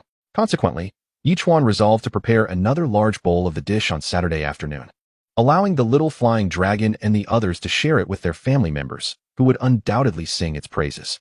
For a considerable duration following this, they encountered no formidable marine creatures, aside from the occasional disturbances from SSS-class beings. As the sea turtles swam tirelessly day and night, they finally approached the treasure site. However, they were still over 100 nautical miles away, and the entire sea was shrouded in a thick gray mist. The sea turtle entered the mist at night without any initial sense of foreboding, plunging headfirst into the fog. It was only by morning, after a full 5 hours, that the sea turtle emerged from the mist. Having just finished their meal, the group gazed out at the dense fog with confusion, questioning whether the treasure map mentioned this area being foggy when the sea turtle had entered the mist, and what the situation was in the waters they now found themselves in. It seemed the turtle had entered the fog at night, became disoriented, and circled back to its starting point. Yichuan solemnly remarked that it was akin to encountering a mirage. What is this situation? The little flying dragon and the others looked utterly bewildered. Yichuan unfurled the treasure map, revealing a foggy area at the treasure site, spanning nearly 100 square nautical miles. Is there really such a vast expanse of fog? They exclaimed in astonishment. After the sea turtle had meandered through the mist all night, circling back to the original point, the little flying dragon asked seriously, if we venture in, will we be able to find the correct path? Uncertain about the height of the fog, Liang Hongying speculated quietly, can we fly over it using flying creatures? Yichuan pondered for a moment, then bent his body and leaped into the sky, soaring nearly 1,000 meters high, only to find the view still obscured by a thick haze, merging with the dark clouds above. He even caught glimpses of lightning flickering intermittently. Upon returning to Turtle Island, Yichuan shook his head and remarked, it appears that flying creatures cannot traverse this fog either, and with the clouds densely packed above, rain is imminent. If it rains, it will likely become even more difficult for us to proceed. Lu Yuwei then suggested seriously, I wonder if the super radar would be of any use? Yichuan sighed and shook his head with a wry smile, responding, if it were effective, would the sea turtle have been wandering in the fog? He then addressed the system, asking, how can we navigate through this fog? There was no reply. The system seemed unwilling to respond to the inquiry. Yichuan furrowed his brow and threatened in a low voice, System, I've made an effort to pose a question, and this is how you treat me? If we cannot reach the treasure site and retrieve the other part of the forbidden gun, it would not bode well for us, would it? Mizongfish. The system finally spoke, revealing that the elusive mist fish could navigate freely through the fog, exhibiting remarkable target-seeking prowess. Finding the mist fish would enable passage through the fog. Well, at least tell me where to find the mist fish. Yichuan exclaimed in exasperation. The mist fish favored depths of 3,000 meters beneath the sea. This time, the system not only provided the answer but also conjured an image of the mist fish in the waters surrounding Yichuan. If you had done this sooner, I wouldn't have spent an entire night wandering aimlessly in the fog, Yichuan retorted, then turned to his companions, saying, I will dive to find a guide. You all wait here. With that, he plunged into the sea, swiftly swimming towards the deep waters. Lu Shuai could not help but remark, every time our brother encounters a challenge, he appears to ponder for a moment before discovering the solution. What do you think is the reason behind this? Forget the reasoning. This is precisely why he is our brother. Xiao Feilong waved his hand dismissively. Everyone has their own secrets. If you strain to uncover them, you might just end up regretting it. I'm just curious, that's all. I have no ulterior motives. Lu Shuai replied, rolling his eyes in annoyance.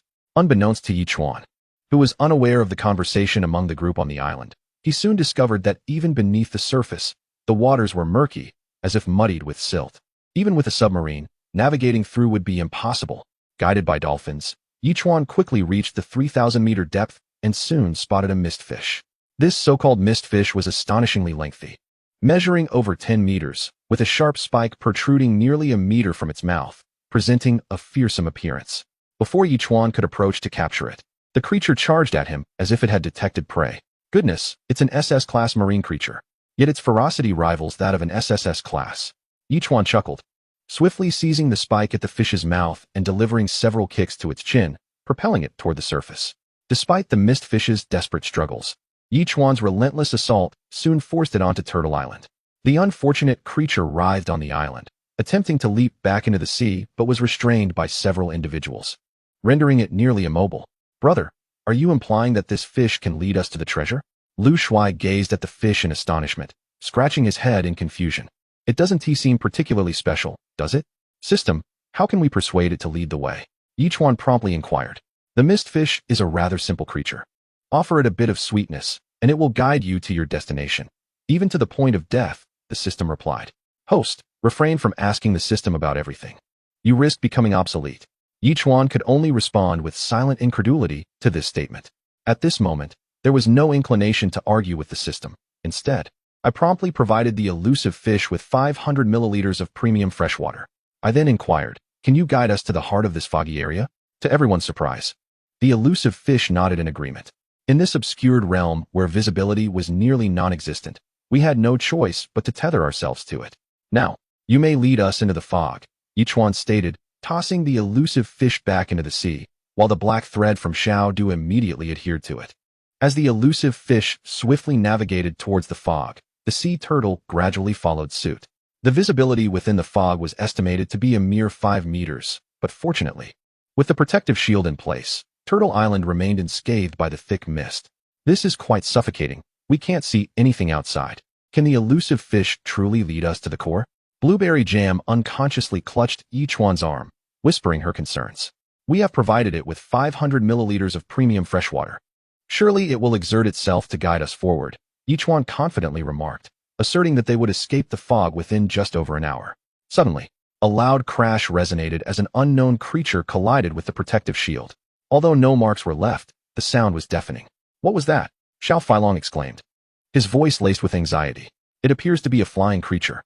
Lu Shuai replied solemnly. It struck the shield from above as if attempting an assault, but upon realizing it couldn't breach the barrier, it swiftly retreated. Is that even possible? Blueberry Jam marveled. What kind of flying creature can navigate through such dense fog? Just then, another thunderous impact echoed through the air. There's no need for concern. The creatures in this fog seem to possess a strength capped at SS rank, with none exceeding that level. Our protective shield can easily withstand them. Yichuan reassured everyone, having discerned the creature's capabilities and providing a much-needed boost of confidence. That's a relief. Blueberry Jam sighed, feeling somewhat reassured. Even if terrifying creatures do appear, I can tolerate that. It's merely the oppressive, claustrophobic nature of this space that unsettles me, where nothing is visible. Yichuan smiled and shook his head, adding another layer to the protective shield. This way, even if an SSS-level creature were to ambush us, we would be well prepared. Time flew by swiftly, and before long, an hour had elapsed. Xiao Feilong inadvertently caught sight of the super radar, his expression shifting with excitement. Big brother, the super radar has detected something. The others quickly gathered to gaze at the screen, confirming that a marker had appeared on the radar. It seemed to indicate the center of the fog, presumably the treasure site, which appeared to be a vast array of structures or possibly a forest. It appears that in just a few minutes, we will be able to leave the foggy area and enter the heart of the place. Yichuan exclaimed joyfully, eager to discover the treasures that await us. However, the speed of the sea turtle gradually decelerated, as the elusive fish seemed to have halted its advance. Xiao Du swiftly pulled back the elusive fish, prompting Yichuan to inquire, is it that the 500 milliliters S-class freshwater only covers a distance of 100 miles forward, requiring additional payment to proceed? The elusive fish, understanding Yichuan's words, began to shake its head vigorously, its expression revealing a palpable fear. Xiao Feilong interjected, I comprehend now. There must be dangers ahead or something it fears, which is why it dares not venture further. After such a long time, you finally guessed correctly. Yichuan nodded, turning his gaze to the elusive fish. My friend, when we return, this place may still be shrouded in fog, and we will need you to guide us. So, for now, endure a bit and dwell in my world. Once this is over, I shall grant you your freedom, without waiting for the fish's consent. He waved his hand and temporarily placed it into the waters of a small realm. With radar signals now detected, the sea turtle proceeded slowly forward, and within a mere 10 minutes, the fog began to dissipate, visibility improving significantly. The group was filled with excitement. We have finally emerged from the fog. As their sight expanded, everyone was taken aback. Before them lay an island approximately 10 square kilometers in size, characterized by a terrain that was higher in the center and lower at the edges, surrounded by a myriad of fragrant flowers that were a delight to the senses. At the center stood a brownish spherical structure, 500 to 600 meters in diameter and nearly 1,000 meters high, offering a breathtaking visual spectacle. Above, several yellow, bee-like creatures, each over a meter long, flew by. Fortunately, the sea turtle island had just surfaced from the fog and had not yet been detected. Yichuan promptly retracted the sea turtle, and the 7 of them silently jumped onto the island, concealing themselves within the towering flower bushes. What on earth is this? How could someone construct such a massive edifice here? How many people could possibly reside within? Blueberry Jam exclaimed in astonishment, noting that a building 1,000 meters high was rare even on Blue Star. How can you be so certain that this was built by humans? Liang Hongying retorted, casting a skeptical glance at Blueberry Jam. If not by humans, then by bears. Blueberry Jam argued back confidently, asserting that it was evident the island's master had created a paradise here, shielded by the fog. Chapter 599. Either explode in silence or perish. Don't you think this structure resembles something? Lu Yue quietly countered. Who are you, and how did you end up here? At that moment, a gentle rustling sound emerged, revealing an elderly man, perhaps in his 70s or 80s, accompanied by a young girl of 7 or 8, approaching from a distance. They gazed in astonishment at the 7 individuals. What brings you here? The old gentleman inquired, scrutinizing the pair. Yichuan, perplexed, noted that the old man appeared to possess combat prowess akin to that of an aquatic realm warrior, yet he was clad in work attire reminiscent of a laborer in this vicinity. We are the caretakers of these blossoms, the elder elucidated. Were you also captured just now? We came here voluntarily. The little dragon, with a hint of skepticism, queried. What do you mean by that, sir? We are in search of treasure, the elder explained. We boarded an invincible warship that ventured into the fog zone, only to lose our way within it. Subsequently, we were besieged by swarms of bees, resulting in the destruction of our vessel. Out of the hundreds aboard, nearly 90% succumbed to poison, leaving only a handful of us, who were brought here to tend to these flowers. Swarm of bees?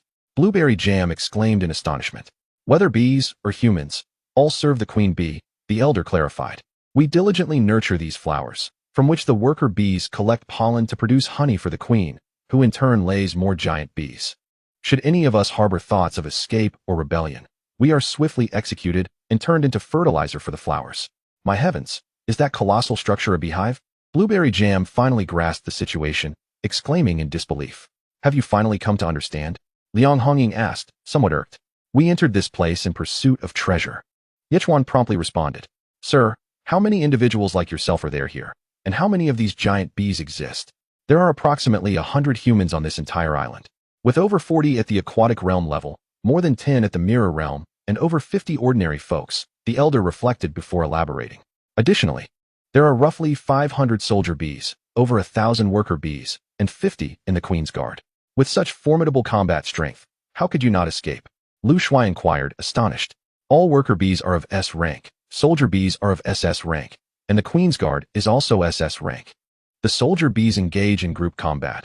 Thus, we stand little chance, the elder replied with a rueful smile. Moreover, the Queen is a forbidden-level entity. Do you comprehend the implications of a forbidden-level existence? There was once a group of predecessors who attempted to flee. Over 10 aquatic realm warriors and 20 mirror realm experts were annihilated within an hour, reduced to fertilizer. Indeed, there exists a forbidden-level creature. Yichuan realized, understanding why these individuals were so compliant. However, he recalled the scene of the sea turtle entering the fog zone at night, having wandered for 5 hours without encountering a single giant bee. It seemed these giants only operated during daylight, returning to their hive to rest at night. Their nocturnal vision likely diminished significantly, presenting an opportunity. Contemplating, each one immediately spoke. "Old sir, where there is oppression, there must be resistance. You are the sovereigns of the oceanic realm, daring to venture into the forbidden zones of life. How can you remain confined here? I strongly propose we launch another offensive, striving to eliminate all bee species except for the queen in the shortest possible time, and then focus our efforts on her. Are you out of your mind?" The elder looked at Yi Chuan in astonishment. "Where there is oppression, there is resistance. Do you not comprehend this principle?" Little Flying Dragon fanned the flames from the side, saying, "As a powerful being in the water entry realm, you should be soaring freely in the oceanic world, yet you find yourself like an eagle with its wings severed. Can you truly accept this? Grandfather, we must avenge Mom and Dad." The little girl timidly tugged at the elder's clothing, gazing down at the girl. The elder seemed to resolve something within and nodded solemnly, saying, "Dinner will be served soon.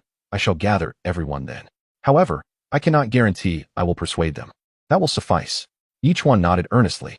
To avoid alarming the enemy, the group remained in place until dinner time, over an hour later, when the elder led them into a makeshift wooden hut. Thanks to the elder's prior introduction, everyone was not surprised by the arrival of Yi Chuan and his companions. Yet a one-eyed woman expressed skepticism towards Yi Chuan's proposal. "Do you truly believe we can defeat that swarm of giant bees?" "Indeed." Yi Chuan nodded resolutely. "Though these giant bees are formidable, their night vision is severely impaired. At night, they are as blind as bats. Therefore, we need only act under the cover of darkness to eliminate them all. Once we are left with the queen, I believe that if we unite our strength to attack the table-level queen, we may have a glimmer of hope.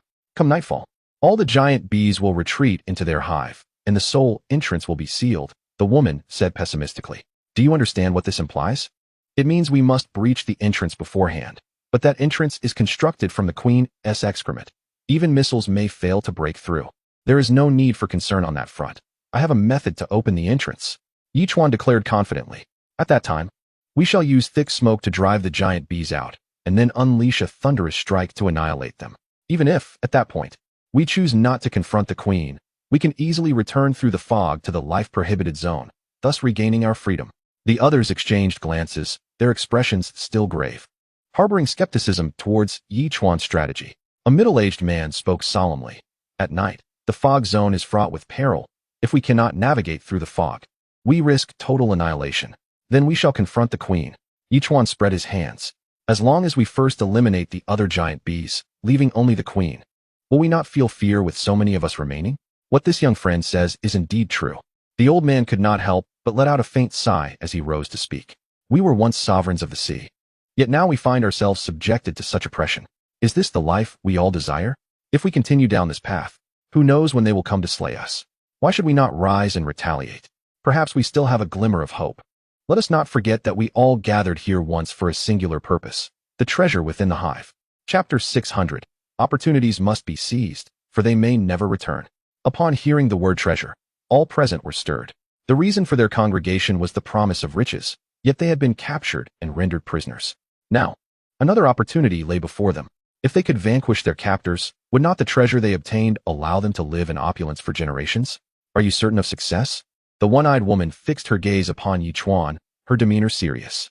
"While I cannot guarantee 100% success, I am confident there is at least a 70% chance," Yi Chuan declared earnestly. 70% is substantial. "I am with you," the one-eyed woman proclaimed with unwavering resolve.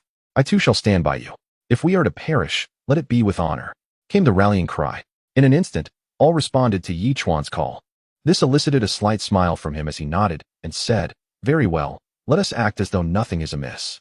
We shall await the deep of night to commence our operation." Agreed. The crowd nodded in unison, and as lunchtime had passed, they dispersed to attend to their tasks. Yi Chuan and his companions then entered the small world. Little Flying Dragon solemnly inquired, "Brother, do you truly believe we can defeat them?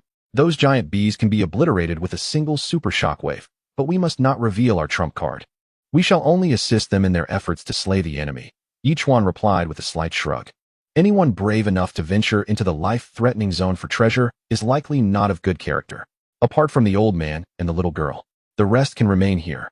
"I understand now," Little Flying Dragon exclaimed, raising his thumb in admiration. "Brother, you are brilliant. Enough flattery. Let us gather hay, firewood, and such. But avoid any toxins. Yichuan instructed. That massive hive is home to S-class honey-producing worker bees. The honey within must be at least S-class, if not SS-class. An immense boon. Indeed, your foresight is commendable. Lu Shuai nodded with a grin. Time flew by swiftly, and soon it was evening, almost mealtime. Yichuan brought the old man and the girl into the small world, speaking with gravity. Old sir, I am aware you are not a virtuous character, but the child is innocent. During the battle, I will ensure she remains here, yet you must take part in this fight. I am acutely aware of my grave sins and the likelihood of perishing in this conflict. My granddaughter is unfortunate, having lost her parents at such a tender age. I implore you to take care of her. The elderly man was momentarily taken aback, before he sighed deeply and bowed profoundly to Yichuan. If you manage to survive, the child shall remain in your care. Should you perish, I will ensure she finds a good family to adopt her. Yichuan replied with unwavering resolve. Only then did the old man feel a sense of relief, returning outside alone. When asked about the girl's whereabouts, he deftly fabricated an excuse to deflect the inquiries. After the group finished their dinner, they deliberated on their battle strategy and did not emerge until past 11 o'clock. Armed with a steel wire crafted from purple gold, they swiftly made their way towards the hive, arriving at its entrance. It was a dark, irregularly shaped sphere that nearly sealed the opening completely, likely concealing the ventilation shaft somewhere within. There was no time to ponder that now. The small creature transformed into countless tendrils, wrapping the steel wire around the spherical mass. The other end of the wire was connected to a turtle in a miniature world. At Yichuan's command, it immediately exerted an immense gravitational force, akin to that of a forbidden-level creature, swiftly pulling the sphere down and revealing an entrance with a diameter of 5 or 6 meters. For a moment, everyone gazed in astonishment at the opening, further astounded by Yichuan's extraordinary prowess, which was truly beyond comprehension. Now, everyone can pile up straw and logs at the entrance and ignite them to fan the flames, Yichuan instructed, emphasizing the need for haste to drive the giant bees out before dawn, which would prove disadvantageous for them. Upon hearing Yichuan's orders, the skilled fighters rushed forward, fanning the flames and continuously directing thick smoke into the hive. Little flying dragon, I suspect the hive's ventilation shaft is at the very top. Ride the wind god pterodactyl and soar upwards. Wherever you see smoke, seal it with soil to prevent the smoke from escaping. Yichuan continued to instruct. Understood. Little flying dragon replied, promptly mounting the wind god pterodactyl and ascending rapidly into the sky, quietly awaiting any signs from above. The smoke thickened considerably, and after several minutes, it finally began to emerge from the top, accompanied by a faint haze. Soon, smoke billowed forth from thousands of fist-sized vents. Without hesitation, Little Flying Dragon covered the vents with abundant moist soil. Though some smoke still wafted from the openings, it was significantly diminished. Nevertheless, to avoid any unforeseen circumstances, Little Flying Dragon remained vigilant atop the vents. Why haven't those giant bees been driven out yet? One individual questioned, a hint of concern in his voice. If we can't flush them out, we'll be in dire straits come morning. Did you not see the diameter is several hundred meters, and the height reaches a kilometer? Another retorted impatiently. The interior is exceedingly complex. The smoke will take at least 2 to 3 hours to permeate thoroughly. Indeed, the first speaker mused, nodding in agreement as he contemplated the situation. Time passed for over an hour, and a low hum filled the air, causing everyone to grow increasingly anxious. Suddenly, a thunderous roar erupted as countless giant bees surged forth from their hive, sending 2 skilled experts flying. In their haste, the bees unleashed venomous stingers, each measuring 30 centimeters, striking the 2 individuals with deadly precision. Even the most formidable of experts found their bodies swelling in an instant, rendered powerless and on the brink of death from the poison. Under the moonlight, 1,000 giant bees swirled around the hive like a tempest, their overwhelming presence momentarily paralyzing the onlookers, who hesitated to attack. What a truly terrifying sight, exclaimed the little dragon at the top, unable to hide its astonishment. Though the strongest among them numbered merely 50 SS level, together they could easily reach SSS or even Super S level. Why are you all still standing there? Charge! Shouted Yichuan, shaking his head slightly. This opportunity is fleeting. Failure means certain death. Chapter 601. If you can, then go ahead. This swarm appears utterly fearsome, the one-eyed woman suddenly uttered, her voice tinged with trepidation. If we engage, it would only lead to our demise. Impossible, Yichuan retorted, arms outstretched. We have numerous experts here, both at the entrance and the water realms.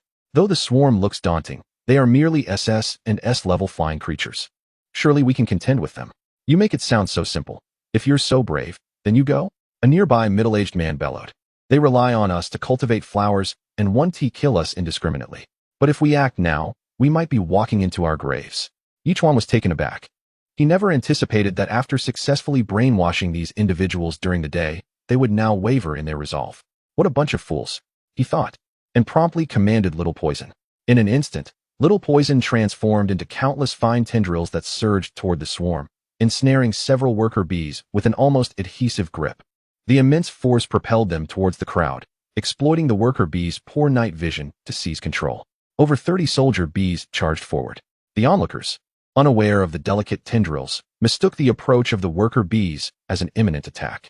Despite their reluctance to confront these creatures, rage surged from within, and they charged at the soldier bees with fervor.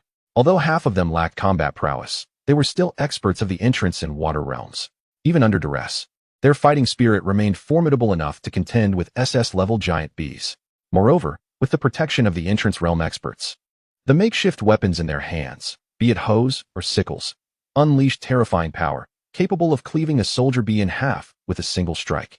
A collective effort saw the valiant group vanquish over 30 soldier bees in mere minutes, suffering only a handful of casualties among the common folk. This ignited a fervor among them, instilling a sense of renewed confidence. Observing what they initially perceived as a terrifying swarm, they began to mock. We thought you formidable. Yet you are merely blind fools. Come forth, we await you. Come and slay us, ha ha ha. Although the night significantly impaired the vision of the giant bees, the loud provocation spurred the massive swarm to turn and charge ferociously towards that direction. Kill. The one-eyed woman and the middle-aged man, the strongest among them, took charge, wielding their scythe and hoe with a fierce shout as they advanced toward the swarm. The others followed closely, colliding with the bees and unleashing years of pent-up frustration. Brother, shall we not assist them? Blueberry Jam hesitantly inquired, standing aside, concerned they might not withstand the onslaught of so many giant bees. Have you not noticed something amiss among these giant bees? Liang Hongying interjected. Amiss? What do you mean? Blueberry Jam asked, puzzled, before a realization dawned upon her. Exclaiming in shock, there are no SS-level guardian bees. Indeed, those guardian bees must have been holding their breath, remaining in the hive, Liang Hongying confirmed. Thus, they can endure against these giant bees. We need to join them in battling the guardian bees and the queen. Yes, yes. Blueberry Jam nodded vigorously, giving Liang Hongying a thumbs up. Sister Hongying, your keen observation is commendable. With a sidelong glance, Liang Hongying said nothing further, choosing instead to watch the battle with a cold gaze. After all, with over 10 formidable experts of the water realm on the periphery, they formed the backbone of the defense. Inside, more than 40 experts of the mirror realm provided cover, supporting the powerful attacks of the water realm masters. While the ordinary folk, though lacking in combat prowess, cheered for the warriors. In just over an hour, over 1,000 giant bees were slaughtered. On their side, only 3 water realm experts and a dozen mirror realm warriors had perished. The one-eyed woman, panting heavily as she sat atop a giant bee's corpse, couldn't help but smirk. Why did we not think to attack them at night? They seem like the blind, their combat effectiveness diminished by half. We, the masters of the water realm, can confront SSS-level creatures, yet we're frightened by these wretches. If this were to spread, we would become the subject of ridicule. Indeed, I always believed in your capabilities. Each one affirmed solemnly. Even if the mirror realm experts are weaker, your dozen or so water realm masters could slay even forbidden-level creatures. Why fear these foes? Where have you been? Why did you not participate in the battle? Gazing intently at Yi Chuan, the one-eyed woman's countenance grew increasingly ominous. I cannot partake in the battle, Yi Chuan exclaimed, raising his hands in protest. You have all shared camaraderie for so long. Involving US outsiders might disrupt your established rhythm. Besides, we are merely at the entry level of our abilities. Should a conflict arise, we would only hinder your efforts. We are all formidable experts here. Surely you comprehend this logic? What you say holds some merit, a middle-aged man beside him replied, nodding slightly before adding coldly. However, you must participate in the forthcoming battle. Otherwise, we would not hesitate to eliminate you all. Rest assured, we too are trapped on this island, and will certainly contribute our share. Yi Chuan affirmed earnestly, nodding decisively. Now, we can enter the hive and seek out the queen. The one-eyed woman narrowed her eye and slowly turned to gaze upwards at the enormous hive. She spoke in a grave tone. Everyone, into the hive. Our fight is never a solitary endeavor. It requires the collective effort of all to vanquish our foes. With that, the one-eyed woman and her companion led the charge, followed closely by nearly 100 others, who boldly entered the hive. Inside the hive, a thick haze still lingered. The dozen or so adept fighters wrinkled their brows and immediately summoned their powers, creating a gust that surged into the hive. Meanwhile, the small flying dragon had already begun to clear the soil covering the ventilation openings, causing the dense smoke to swiftly dissipate through the vents. Chapter 602. The Terrifying Nature of Forbidden Beings. In just a few minutes, the smoke within the hive had vanished almost entirely. The one-eyed woman took a deep breath and gestured, "Let us proceed." At that moment, the group of individuals entered the hive in a steady stream. The hive could be described as impeccably clean. Aside from a faint scent of smoke, there were no other odors. Despite being crafted from the very materials of giant bees, it was remarkably sturdy. Each one deliberately channeled his energy and stamped his foot forcefully, yet it had no effect whatsoever, indicating that engaging in battle here posed no issues at all. The hive was a labyrinth, with thousands of passageways and small chambers. However, the one-eyed woman and her companion seemed intimately familiar with its layout, guiding the group effortlessly towards the queen's location. "How do you know this place so well?" One person could not help but inquire. "I was once a beekeeper. My understanding of hive structure surpasses that of the bees themselves." The one-eyed woman huffed coldly. "Moreover, according to the habits of these giant bees, treasures and stored honey lie within the chamber beneath the queen. However, this hive itself is also invaluable. If we manage to take it with us, it could fetch a handsome price." As they spoke, the group arrived at the central area of the hive, where an enormous beehive loomed before them, and they could faintly hear a violent thrumming sound. With no further hesitation, they pressed onward. The beehive sprawled across nearly 10,000 square meters, with the queen bee engaged in laying eggs, surrounded by 50 vigilant guard bees poised for action. Astonishingly, the hive was remarkably illuminated, as if suffused with a luminous substance. The guard bees, approximately 1.5 times the size of worker bees, appeared not only more formidable but also bore stingers that gleamed with a metallic sheen. Upon spotting the intruders, they surged forward with ferocity. "Quickly, everyone! Eliminate the guard bees in the shortest possible time," the one-eyed woman bellowed. "The queen is preoccupied with laying eggs and lacks combat capability. If we eradicate the guard bees, we can easily dispatch the queen." With her command, all rushed forward, while the ordinary bystanders cowered in fear, some even contemplating retreat to evade danger. In the illuminated area, the combat prowess of the guard bees was formidable. Although they were at the entry level of the water realm, capable of contending with SSS-grade opponents, the sheer number of guard bees was overwhelming. Even the seasoned warriors found themselves outmatched.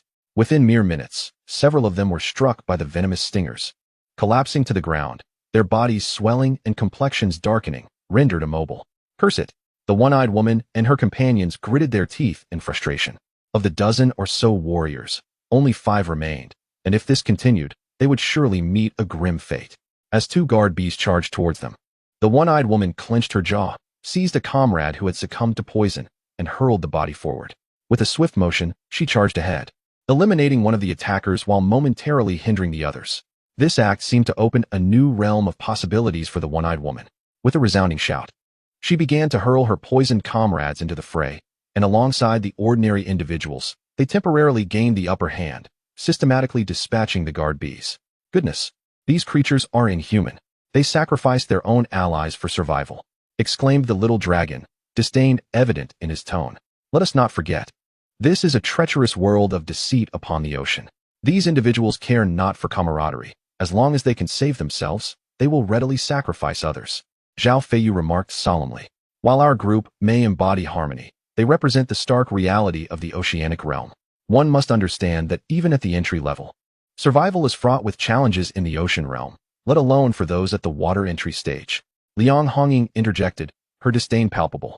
"Each of them has ascended over countless corpses to reach this point. We are merely spectators, refraining from intervening in their affairs," each one declared. "As long as they are engaged, we need not take action.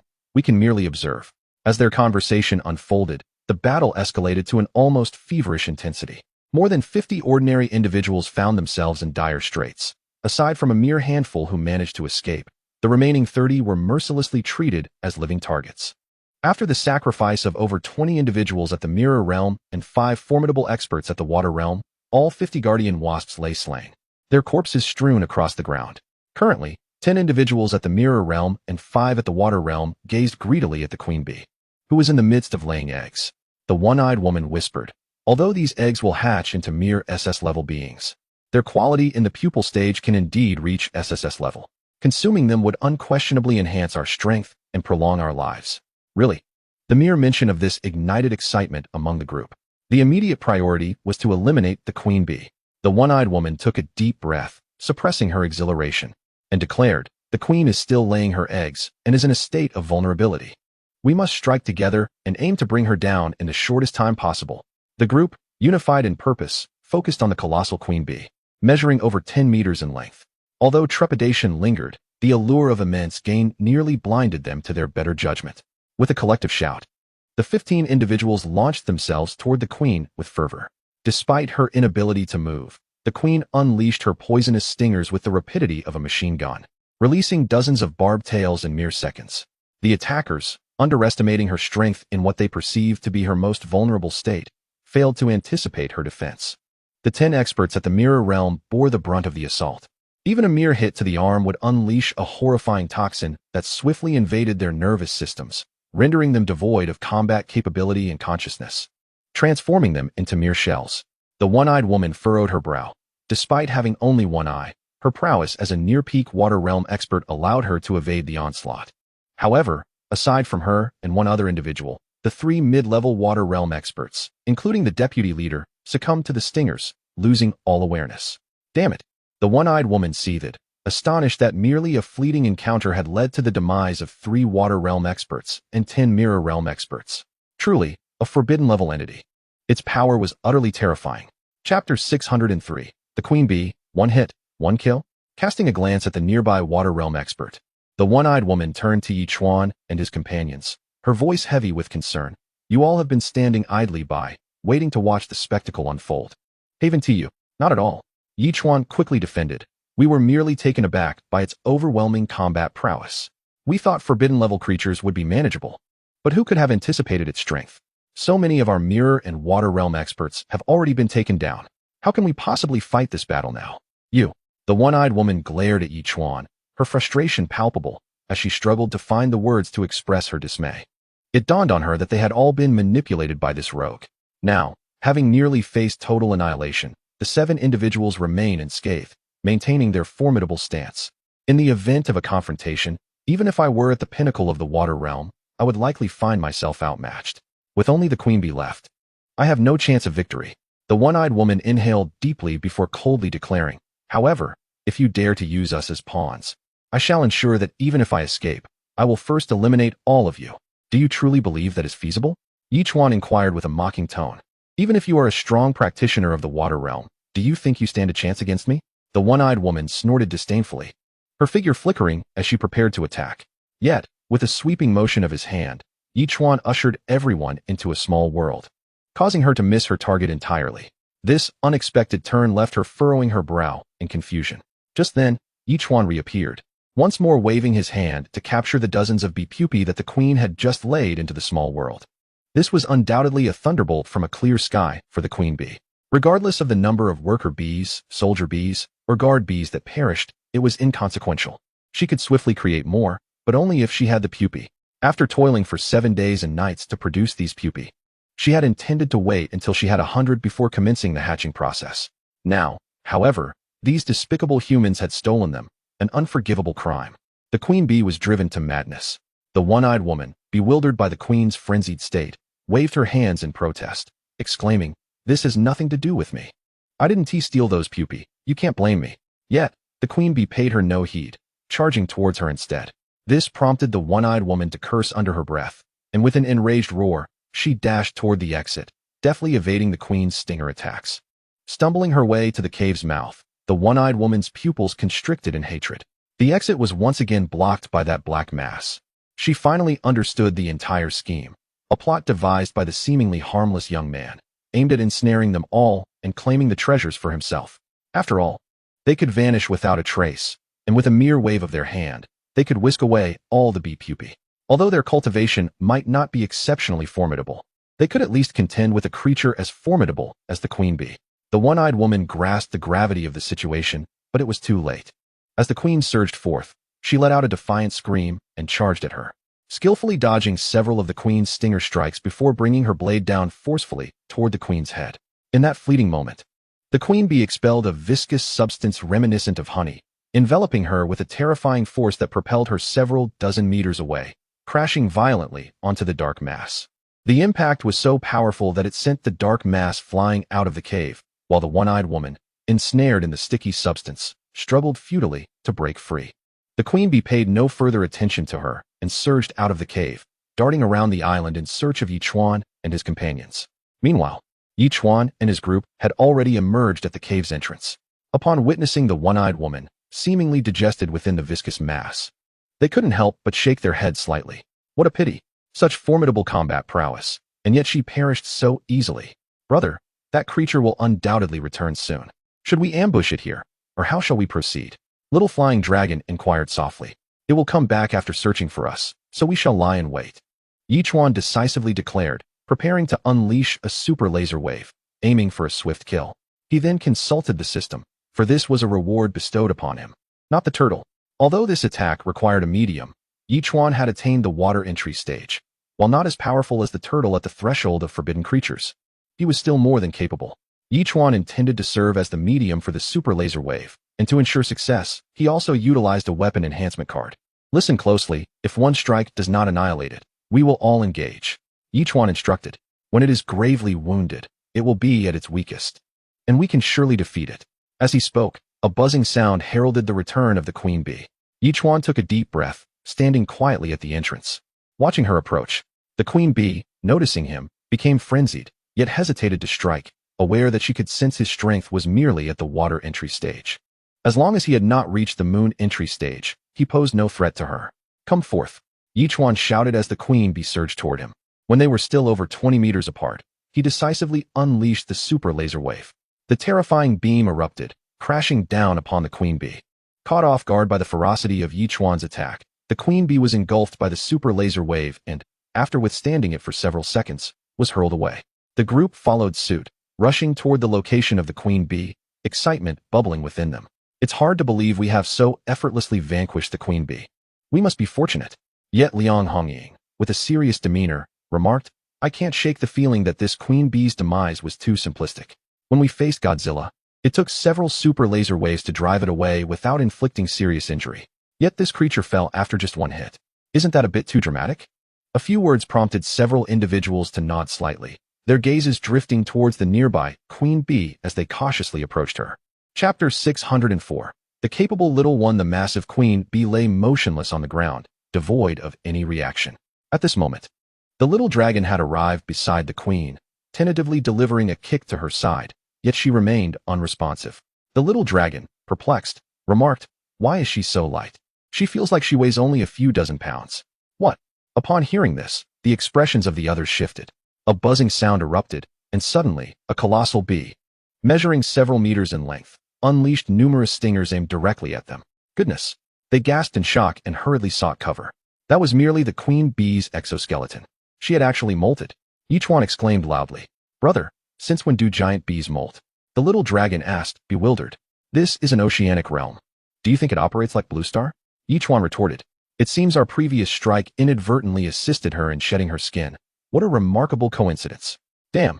Upon hearing this, Zhao Feiyu and the others were at a loss for words. Who could have anticipated such a turn of events? Not only had they failed to vanquish her, but they had also enabled her transformation. What kind of predicament was this? Brothers, let's go. We must strive to eliminate her swiftly, Yichuan said with a slight shake of his head. At this moment, even the couple known as Friday emerged from their small world. The countless tendrils of the little toxin surged towards the queen, wrapping around her wings. The couple from Friday wielded long swords, continuously fending off the stinger assaults, clearing a path for Zhao Feiyu and the others to unleash their most formidable powers against the queen. However, as a being of taboo level, despite the little toxin's tendrils disregarding physical attacks, the queen's strength was overwhelmingly formidable.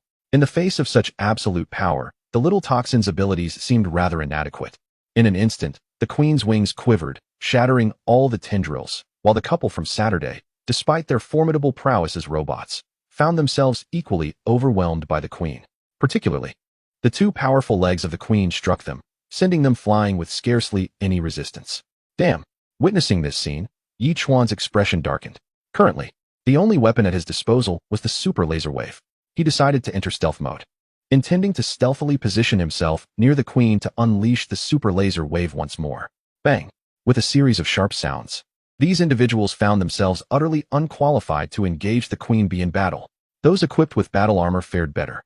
Yet the defenseless Blueberry Jam and Liu Yue were the first to suffer, being hurled backwards several dozen meters. Particularly, Blueberry Jam collided with a massive boulder, blood spraying forth as she helplessly collapsed to the ground.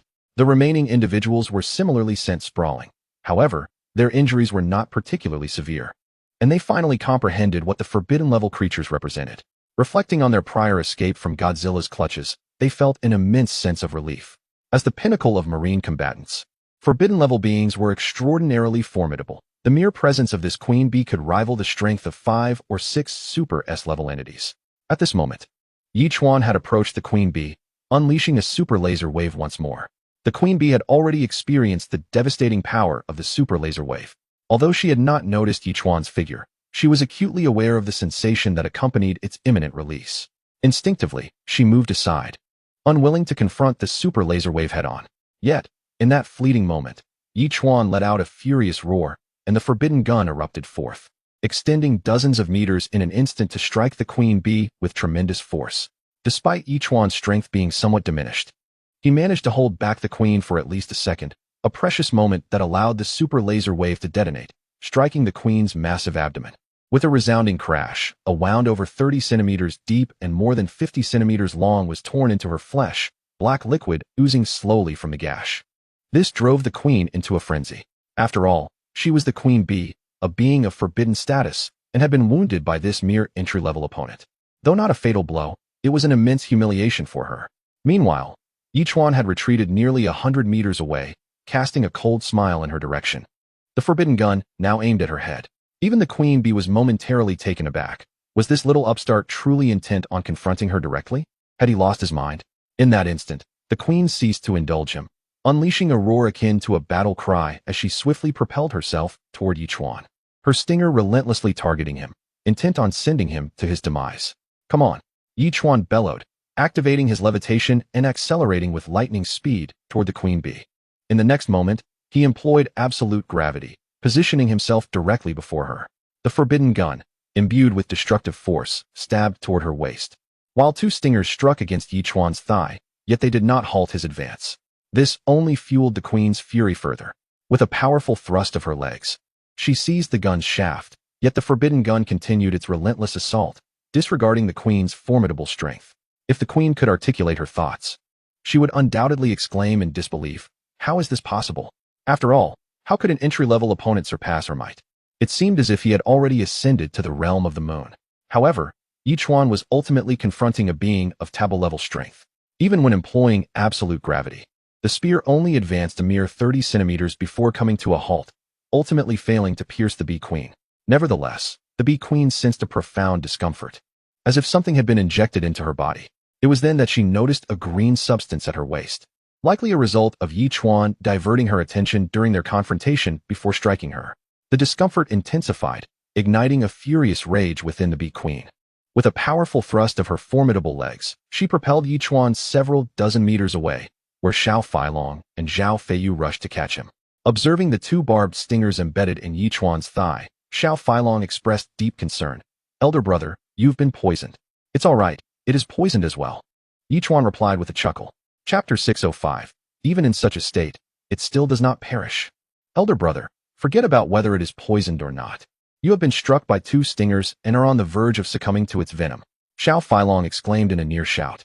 The fact that Yi Chuan was clad in highly protective attire, which had been pierced, left everyone astounded. Yet, Yi Chuan remained unfazed, forcefully extracting the 2 stingers, accompanied by a flow of black blood. With a body impervious to toxins, Yi Chuan felt a fleeting dizziness but was swiftly recovering. In mere seconds, he was completely restored, with the stung areas merely marked by small red dots. Taking a deep breath, Yi Chuan shook his head and said, "My body is essentially immune to all poisons. They have no effect on me, so there is no need for alarm. Now, our focus must shift to this formidable creature." Yi Chuan spoke earnestly. "It has just been struck by peacock feathers, yet it will soon adapt to this toxin. We must launch another assault, aiming to vanquish it. With that, he inquired of the system, "System, I require the authorization for the super laser wave overlay. The device you provided is decidedly inadequate. It should surpass the super shockwave in strength, yet still fails to eliminate taboo-level entities. Authorization granted." The system replied succinctly, falling silent thereafter.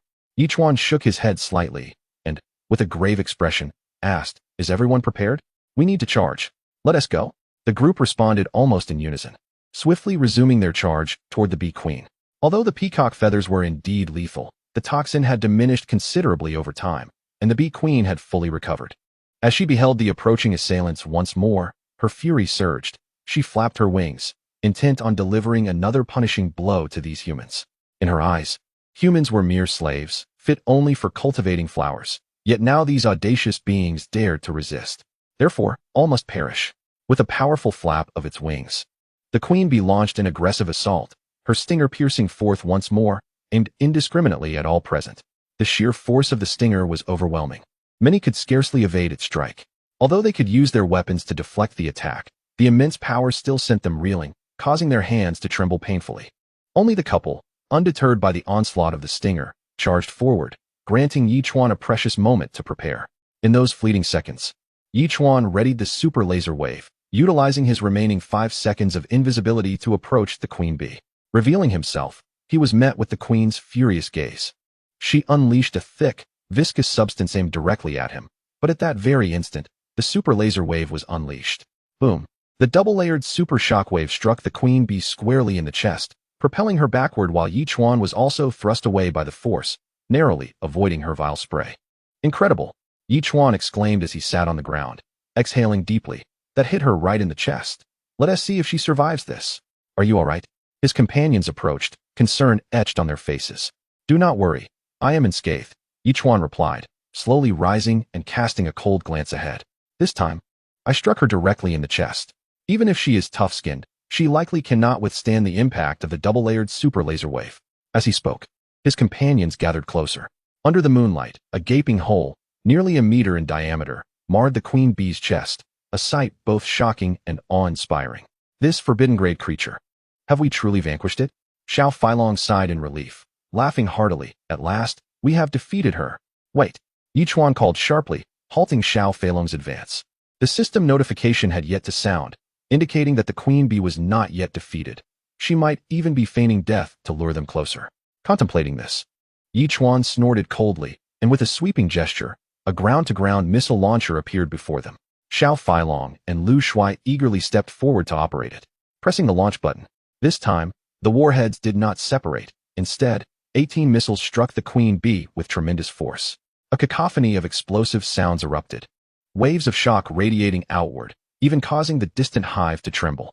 As the smoke cleared, the queen bee flapped her wings and reappeared before them, having endured 2 devastating blows. As a forbidden-grade creature, she remained formidable, letting out a series of furious roars before charging at the group once more. Yichuan muttered angrily under his breath, before the stinger and the viscous secretion arrived, directly transporting everyone into the small world, rendering the queen bee's attack futile. Damn it! Even in such a dire situation, it still attacked as if nothing had happened. The little dragon gritted its teeth and exclaimed, "Are these taboo-level creatures truly invincible? Perhaps we have struck in the wrong place." Yichuan pondered. If we had targeted its head and dealt a significant blow, we might have successfully vanquished it. It possesses only a few skills, expelling honey-like slime, utilizing its stinger and its lower pair of legs. Liang Hongying suggested in a low voice. "Should we consider attacking from these angles to devise a means of defeating it?" The group exchanged glances, feeling somewhat helpless. While these 3 methods appeared straightforward, none of them seemed capable of breaching its defenses, and a single misstep could easily lead to their demise. Unless we launch another surprise assault using a super laser beam aimed at its head, it seems impossible to defeat it. Yichuan proposed. "We can use the super laser cannon, employing the green gem to draw its attention, while I execute another super shockwave to test the waters." At this moment, Yichuan spoke up. "This creature appears to be a growing entity among taboo-level beings, and since it remains in the hive, it likely lacks combat experience. We can exploit this weakness to send it to its demise." Chapter 606, finally coming to an end. Though he spoke thus, the reality of facing a taboo-level creature felt overwhelmingly daunting. The little dragon sighed. "Are we really considering retreating now?" Yichuan furrowed his brow. Death is an inevitability. If we retreat, the little dragon, should never have been born. The little dragon retorted coldly, Brother, just tell us how we should proceed. Yichuan pressed his lips together and replied, Let us proceed according to the original plan. At that moment, the super laser cannon was readied, with the green gem affixed to it. As the little dragon and Lu Shuai exited the small world, positioning themselves 100 meters from the queen bee. The queen bee, upon their emergence, swiftly detected their presence and turned to charge at them. The two shouted in unison and activated the super laser cannon. The terrifying explosive force erupted with a thunderous roar, transforming into a dozen green beams that struck the queen bee. Although the queen had sustained injuries prior, its defenses remained formidable. Despite the ferocity of the beams, they merely delayed its advance momentarily, resulting in a brief stalemate. This astonished the queen bee once more. After all, aside from that little pest, the rest were mere experts in transformation, barely possessing any combat prowess. Yet these insignificant beings managed to obstruct its path and inflict even slight pain, which was utterly incomprehensible. This is simply impossible. However, this only ignited the queen's ferocity further, compelling it to flap its wings with increased intensity, vowing to annihilate these two insignificant humans without rest. Lao Lu, I can't shake this eerie feeling. Xia Filong whispered. Could it really break through? I wonder how my brother is preparing. Do not worry, my shield can withstand at least one attack. Lu Shuai replied, already beginning to chant softly, O merciful God, your most devout servant is under siege. Grant me the strength to withstand this onslaught. Amen. As he spoke, countless twinkling stars converged from all directions, enveloping the two as if surrounded by a celestial embrace. Xia Filong's eyes widened in astonishment, and he excitedly inquired, Lao Lu, this is incredible, isn't it? These light points represent the power of faith from the Catholic followers of the entire oceanic realm. Lu Shuai elucidated. I am merely borrowing this power temporarily. Although we cannot attack the queen bee, we can surely withstand her assault, right? Meanwhile, the queen bee, frustrated by her inability to overcome Lu Shuai and Xia Filong, seethed with fury. Suddenly, she retreated sharply, her body spinning midair, unleashing a barrage of countless tiny stingers towards the two. My goodness! Thankfully I prayed in advance. I had no idea she possessed such a powerful move. Lu Shuai exclaimed in shock, immediately bellowing as the light points coalesced into a protective arc shielding them both. The sound of crackling and popping filled the air. Despite being forged from the collective faith of all believers in the oceanic world, the shield began to show signs of cracking, as if it would shatter completely at any moment. With a loud crack, the shield finally broke apart mere seconds later, but the attack had ceased. The two exhaled a sigh of relief, only to be stunned. The super laser cannon was destroyed. Oh no, without our weapon, how can we possibly fight? Xia Filong exclaimed in confusion.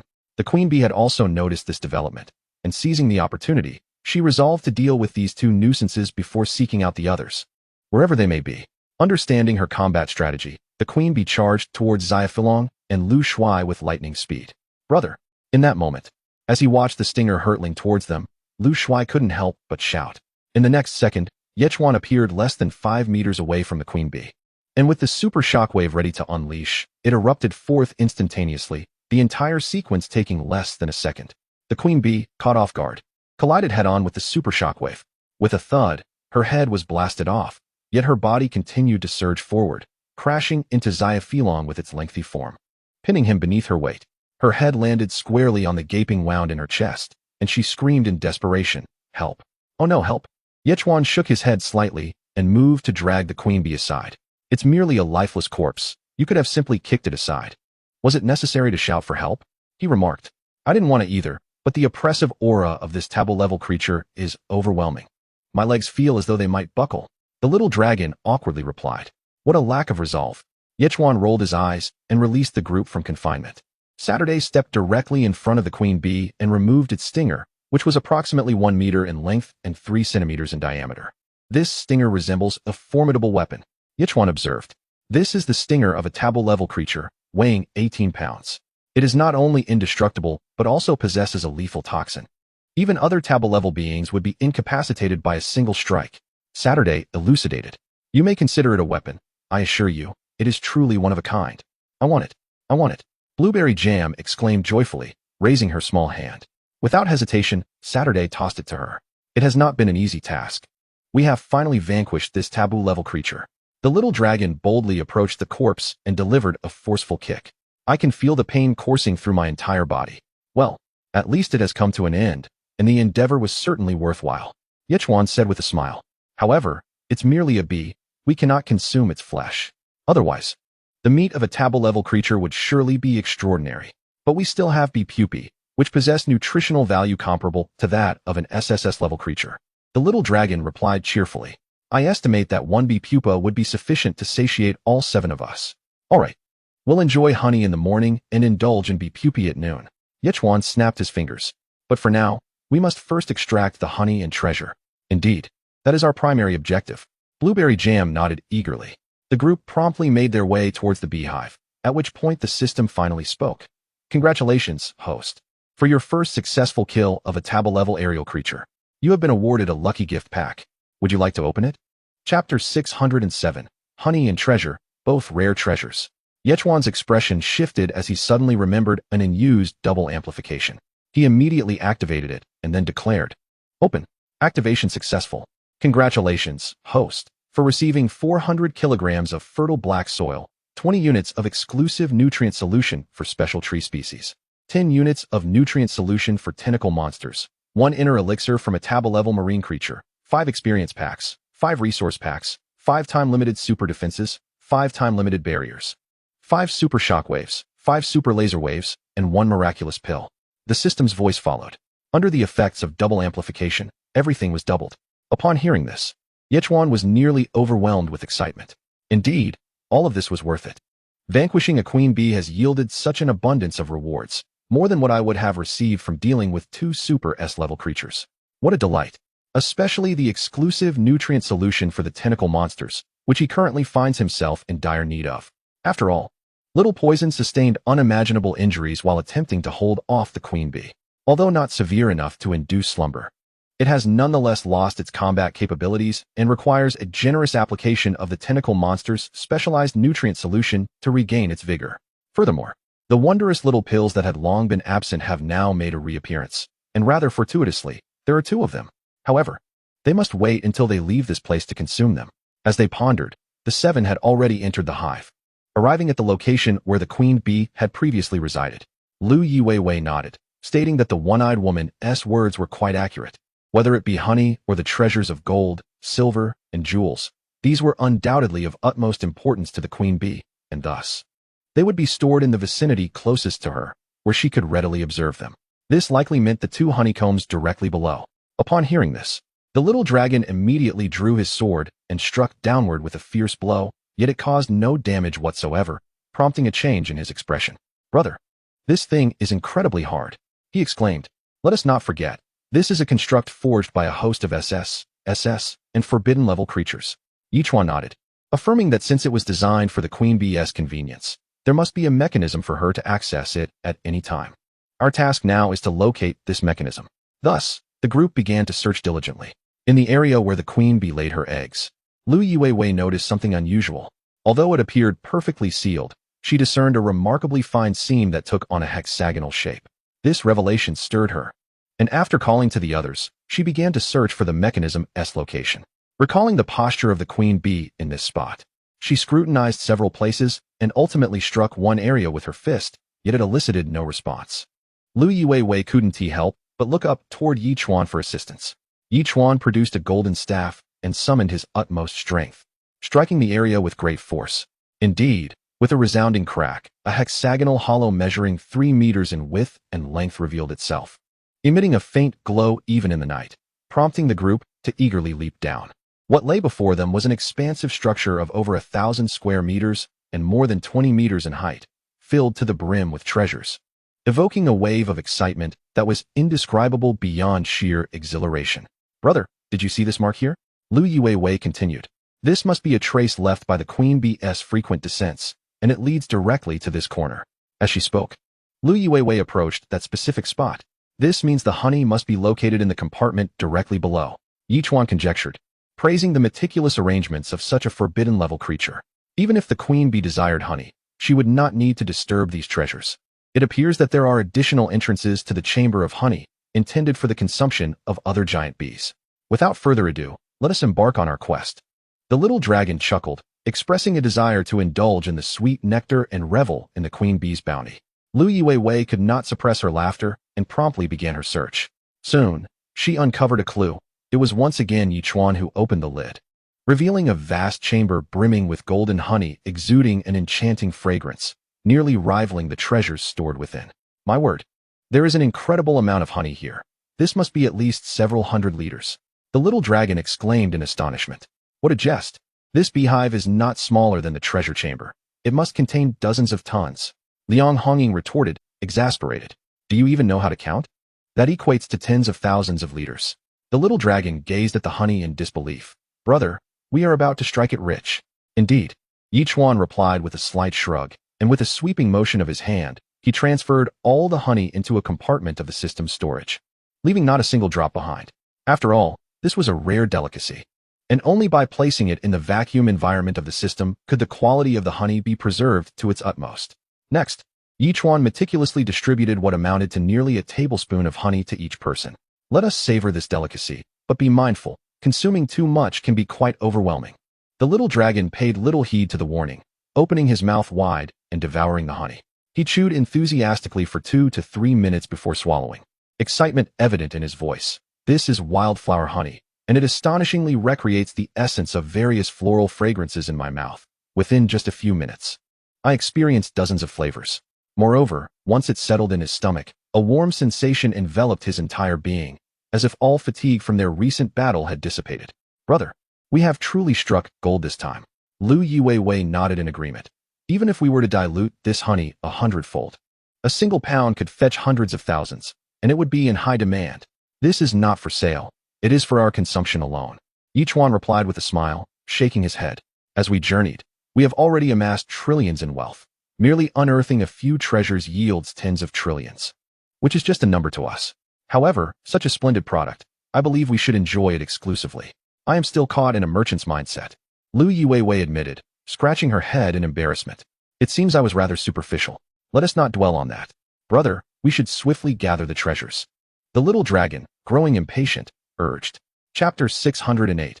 Departure, the other part of the spear. Yichuan nodded, and the group chose not to linger in the beehive any longer, turning back towards the treasure vault. With such an immense trove to behold, Yichuan chose not to elaborate, sweeping his hand to gather everything into the small world. He then spoke, "It is quite late. Let us take a moment to rest. Tomorrow, we shall transport the beehive into the small world and then depart from this place. Indeed, the beehive is a treasure that must not be forsaken." The little dragon nodded repeatedly. At that moment, the group entered the small world to take a respite. It was not until around 10 o'clock the following day that they gradually awakened, for the previous night had been quite late, and now that the crisis had subsided, it was only reasonable to indulge in a bit more slumber. After Yichuan signed in, they feasted on the honey chicken wings prepared by Saturday, which were truly delectable. Subsequently, they approached the beehive, where Zhao Feiyu spoke up. I have already investigated. The beehive is connected to a massive natural boulder weighing tens of thousands of tons beneath it. We simply need to dig downwards and then shatter the section linked to the boulder. However, considering the time that has passed, the beehive's foundation must be at least 20 meters deep within the boulder, as otherwise, it could not possibly withstand even the residual force of a shockwave. Removing a beehive along with 20 meters of rock is not a worthwhile endeavor. The little dragon promptly suggested, I propose we directly enter the base of the beehive, drill a hole where it connects to the boulder, and fill it with explosives to blow it up. That would be exhilarating. Yet, there is no guarantee that such an explosion would not damage the base of the beehive. Lu Yue raised her hands in exasperation. We merely wish to take the beehive. We do not intend to reside within it. So the integrity of the beehive is of little concern to us, is it? The little dragon shrugged, expressing indifference towards monetary gain.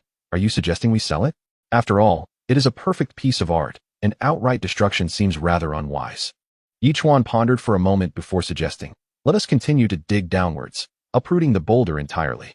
While our combat prowess may not be formidable, this task is relatively easy. We merely need to excavate a 20-meter section and detonate it. Upon Yichuan's pronouncement, the discussion ceased, and they promptly began to implement his plan. After more than 2 hours had elapsed, the explosives detonated, severing the boulder 20 meters below. Finally, Yichuan waved his hand, transferring the beehive directly into the small world. At last, the task was accomplished. The little dragon stretched, exclaiming that they had acquired a significant haul. making the journey worthwhile. It is time to depart. Yichuan nodded slightly, and then released the sea turtle and the elusive fish, providing the latter with 200 milliliters of S-grade freshwater, and continued to have it guide the sea turtle into the misty region. At that moment, Yichuan divided the treasure into 4 portions, stating, "This treasure is for you 4. Yugu, Hongying, Wei Wei, and the little dragon. Please ensure it is swiftly returned to your families." "Brother, this treasure is worth at least several trillion," the little dragon murmured, "equivalent to our family's profits over several years. Indeed, since joining you these past few months, our family's earnings have surpassed the total of the previous decade." Liang Hongying nodded, stating that her grandfather was now contemplating expansion, and their family was on the verge of becoming the foremost family in their province. Family members should not speak as strangers. The development of the family is commendable, as long as everyone remembers that this is your contribution. Yichuan nodded with a smile, and then produced 8 bee pupae along with 400 pounds of honey, stating, "And there is more. 2 bee pupae and 100 pounds of honey for each of you. However, it is imperative that you convey the value of these items to the family. Do not carelessly give them away. My dear brother, you are truly too kind. If I were a woman, I would undoubtedly wish to marry you," exclaimed the enthusiastic Xiaofilong. "If you were a woman, you would still be quite unattractive." "I have no interest in the unappealing," Blueberry Jam retorted loudly, wrapping her arms around Yichuan's. "Isn't that right, brother? Jam, are you planning to monopolize our brother?" Xiaofilong rolled her eyes. "What about the feelings of Wei Wei and Hongying? I don't care. Besides, I'm not concerned if a remarkable man has multiple wives." Blueberry Jam huffed, pressing her head tightly against Yichuan's arm. "All right, everyone, let us not bicker. Yufer can reach out to the family now." Yichuan laughed heartily. "I will continue to safeguard Jam and Lu Shuai's belongings. I'll return them when they are ready to depart." "Brother, why would I leave? It's far more enjoyable and thrilling to stick with you," Lu Shuai promptly interjected. "Exactly. I have no intention of leaving my brother." Blueberry Jam nodded vigorously, her head bobbing like a chick pecking at grain, pouting as she spoke loudly. Over an hour later, the sea turtle exited the foggy area. Ever since the bee swarm was eradicated, there had been no further incidents of attacks within the mist. Yichuan promptly adjusted the route on the treasure map, leading the little girl out and saying, "Your grandfather has unfortunately perished in battle. I now intend to find someone to adopt you. Can't I stay with you?" The little girl pleaded pitifully. "No." Yichuan shook his head. "We are constantly on the brink of danger and cannot ensure your safety. It is possible that your presence could place us in a vulnerable position, so you must leave." "Very well." She bit her lip, lowering her head in resignation. Yichuan then turned to Lu Yu Weiwei, saying, "Weiwei, please utilize your family's water transmission device to send her to your home and help find a family to adopt her, offering them 2 million to raise her to adulthood." "Absolutely." Lu Yu Weiwei nodded and promptly led the little girl away. "Now, we find ourselves with some respite. Everyone may take a well-deserved rest," Yichuan declared as he returned to the villa. At this moment, he held a beautifully crafted object, measuring over 20 centimeters. With a sharp tip, it was a part of the forbidden gun he had discovered in the treasure, a gun embellishment, thought to be merely decorative.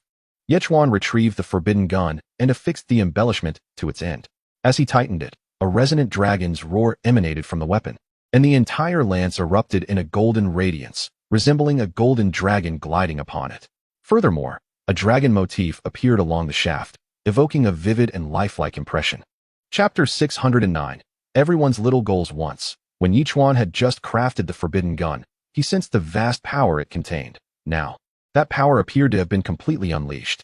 Surely, with the current version of the forbidden gun, his might would increase exponentially, wouldn't it? Withdrawing the forbidden gun, Yichuan retrieved 2 miraculous pills, took a deep breath, and swallowed them both whole. 5 minutes later, the system's voice resonated. "Congratulations, host. You have acquired an indestructible body, usable once daily, lasting 1 hour. Indestructible body." Upon hearing this name, Yichuan felt a surge of excitement. This meant that in future battles, he would become an invulnerable war machine, focusing solely on offense without the need for defense.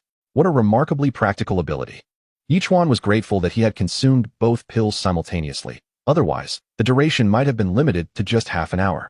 If he were to encounter a formidable forbidden-level creature, half an hour would hardly suffice to defeat it. Indeed, that would pose a significant problem. In any case, he had certainly struck gold with this turn of events. Time flew swiftly, and before long, nightfall arrived. On Saturday, he had used 2 bee pupae to prepare a lavish feast, which was a delightful change of pace. "Brother, there are several masters at the water entry level at the beehive. So many experts, and that old man mentioned that a batch had perished previously. Does this mean that the island lords of the life forbidden zone are nearing extinction? As they enjoyed their meal, the little flying dragon inquired. Yichuan was unsure about this matter and decided to consult the system. However, the system remained silent, either unable or unwilling to provide an answer. Zhao Feiyu spoke solemnly. This question is indeed perplexing. After all, the previous intel suggested that there were not many island lords in the life forbidden zone, only terrifying marine creatures. Where did these beings emerge from? The allure of treasure drives them to risk anything. Yichuan remarked wistfully. Some may have escaped from the forbidden sea. People die for wealth, and birds perish for food. Lu Yuwei shrugged, finding the reasoning quite understandable. By the way, brother, how far is the treasure location we are headed to? The little flying dragon asked curiously. Approximately half a month's journey, Yichuan replied thoughtfully, assuming no unforeseen circumstances arose. That's not too slow. It's certainly better than walking for over a month here. Lu Shuai exclaimed. In fact, our current need for treasure is not particularly high, especially after reaching the transformation level, where the thirst for power surpasses all else. Exactly. I feel the same way. The little flying dragon nodded vigorously. I thought I was the only one who felt this way. For we no longer lack money. What we truly lack are genuine treasures and strength. Liang Hongying interjected. For us, once merely aspiring to reach the reflection level, now having attained the transformation level, it is only natural to desire even greater power. Take your time. In the future, everyone will reach the stage of entering the water, Yichuan remarked with a smile. His modest aspiration, however, was to reach the Sky City. Since his arrival in the ocean world, the vision of the Sky City had persistently echoed in his mind. Yet, the path to this ethereal realm remained elusive, and it seemed that the turtle's current strength had diminished somewhat. Once its combat prowess saw further enhancement, it would be ready to venture into the Sky City. By the way, system, where lies the path to the Sky City? Yichuan pondered aloud. As before, there was no response. Well, if the system is unwilling to guide me, I shall simply postpone my journey for now. With a slight shrug, Yichuan stretched and decided it was time to enjoy some television and then retire for the night. The night passed serenely. The following morning, the system's voice resounded punctually. Host has not yet checked in. Would you like to sign in? Sign in, Yichuan mumbled drowsily. Sign in successful. Congratulations, host. You have received 2,000 evolution points and an evolution points gift pack, the system announced. Instantly invigorated, Yichuan realized that the double amplification effect was still active. And with the gift pack, he now possessed a total of 437,500 evolution points. Surely, this would allow for an upgrade for his 5 companions. With a snap of his fingers, he promptly rose, washed up, and then summoned the 3 small ones and the dolphin outside. He first allocated 90,000 evolution points to the turtle, then opened its information panel. Island Master. Yichuan type. Sea turtle level. 24,01,000,000. Skills. Water bomb. Advanced. Countercurrent technique. Advanced. Absolute gravity. 1,200,000 tons. Absolute claw. Advanced. Invisibility. 25 seconds. Talents. Longevity. Rapid healing. Crawling. Suspension. 500 centimeters for 30 minutes. Speed. At level 23, a delightful surprise had come in the form of a significant boost. However, upon reaching level 24, only the invisibility skill had increased by 5 seconds, while everything else remained unchanged. He wondered if perhaps the system intended to accumulate power and deliver a comprehensive enhancement upon reaching level 25. With a slight shake of his head, Yichuan allocated another 80,000 evolution points to the dolphin. As the dolphin began to grow slowly, Yichuan promptly accessed its information panel. Name, dolphin level, 24 evolution points, 90,000 skills, sonic interference, advanced, absolute impact, advanced, shared vision, 10 minutes. Destiny horn, anesthesia duration, 1 minute. Talents, deep dive, 20,000 meters. Note, absolute impact allows the dolphin to attack with its head, with an advanced collision equivalent to a force of 300 tons. Sonic interference can launch sound wave attacks on all entities within a 10,000 meter radius, disrupting their actions. What the? Nothing has increased. All I did was expend evolution points. Yichuan could not help but inquire, system, is this the final state for the dolphins? Even with future upgrades, will there be no additional skills or talents? Dolphin upgrade complete. Congratulations, host. Your contracted beast has reached level 24 and received an upgrade gift pack. Would you like to open it? The system offered no verbal response, merely emitting a prompt tone. Sighing, Yichuan promptly replied, "Open it. Opening upgrade gift pack. Please wait. Congratulations, host. You have received 8,000 growth points, 20 liters of refreshing dark beer, 2 temporal barriers, 2 super shockwaves, and 2 super laser waves." Under the effect of the double amplification, all rewards were doubled. However, upon observing these rewards, Yichuan noted that even the upgrade gift pack resembled that of level 23, prompting him to realize something profound. He then solemnly asked, "System, I believe you owe me an explanation, don't you think?" Chapter 610. Rescue Wang Yukai? Who is Wang Yukai? Again, there was silence. The system seemed to have crashed. Contemplating, Yichuan took out 240,000 evolution points and allocated them among the 3 little ones. Subsequently accessing their information panels. Name, Albatross level, 24, mature, evolution points, 90,000 skills. Diving claws, capable of lifting 5 tons, fiery feather arrows, 20, manned skyward launch. Talents, diving, fishing, flying, long voyage. Much like the dolphins, nothing had changed. Albatross upgrade complete. Congratulations, host. Your pet has reached level 24 and received an upgrade gift pack. Would you like to open it? Albatross upgrade complete. Congratulations, host. Your pet has reached level 24 and received an upgrade gift pack. Would you like to open it? At this moment, the system spoke once more. To validate his suspicions, Yichuan immediately declared, "Open them all. Congratulations, host. You have received 8,000 growth points, 666 wooden planks,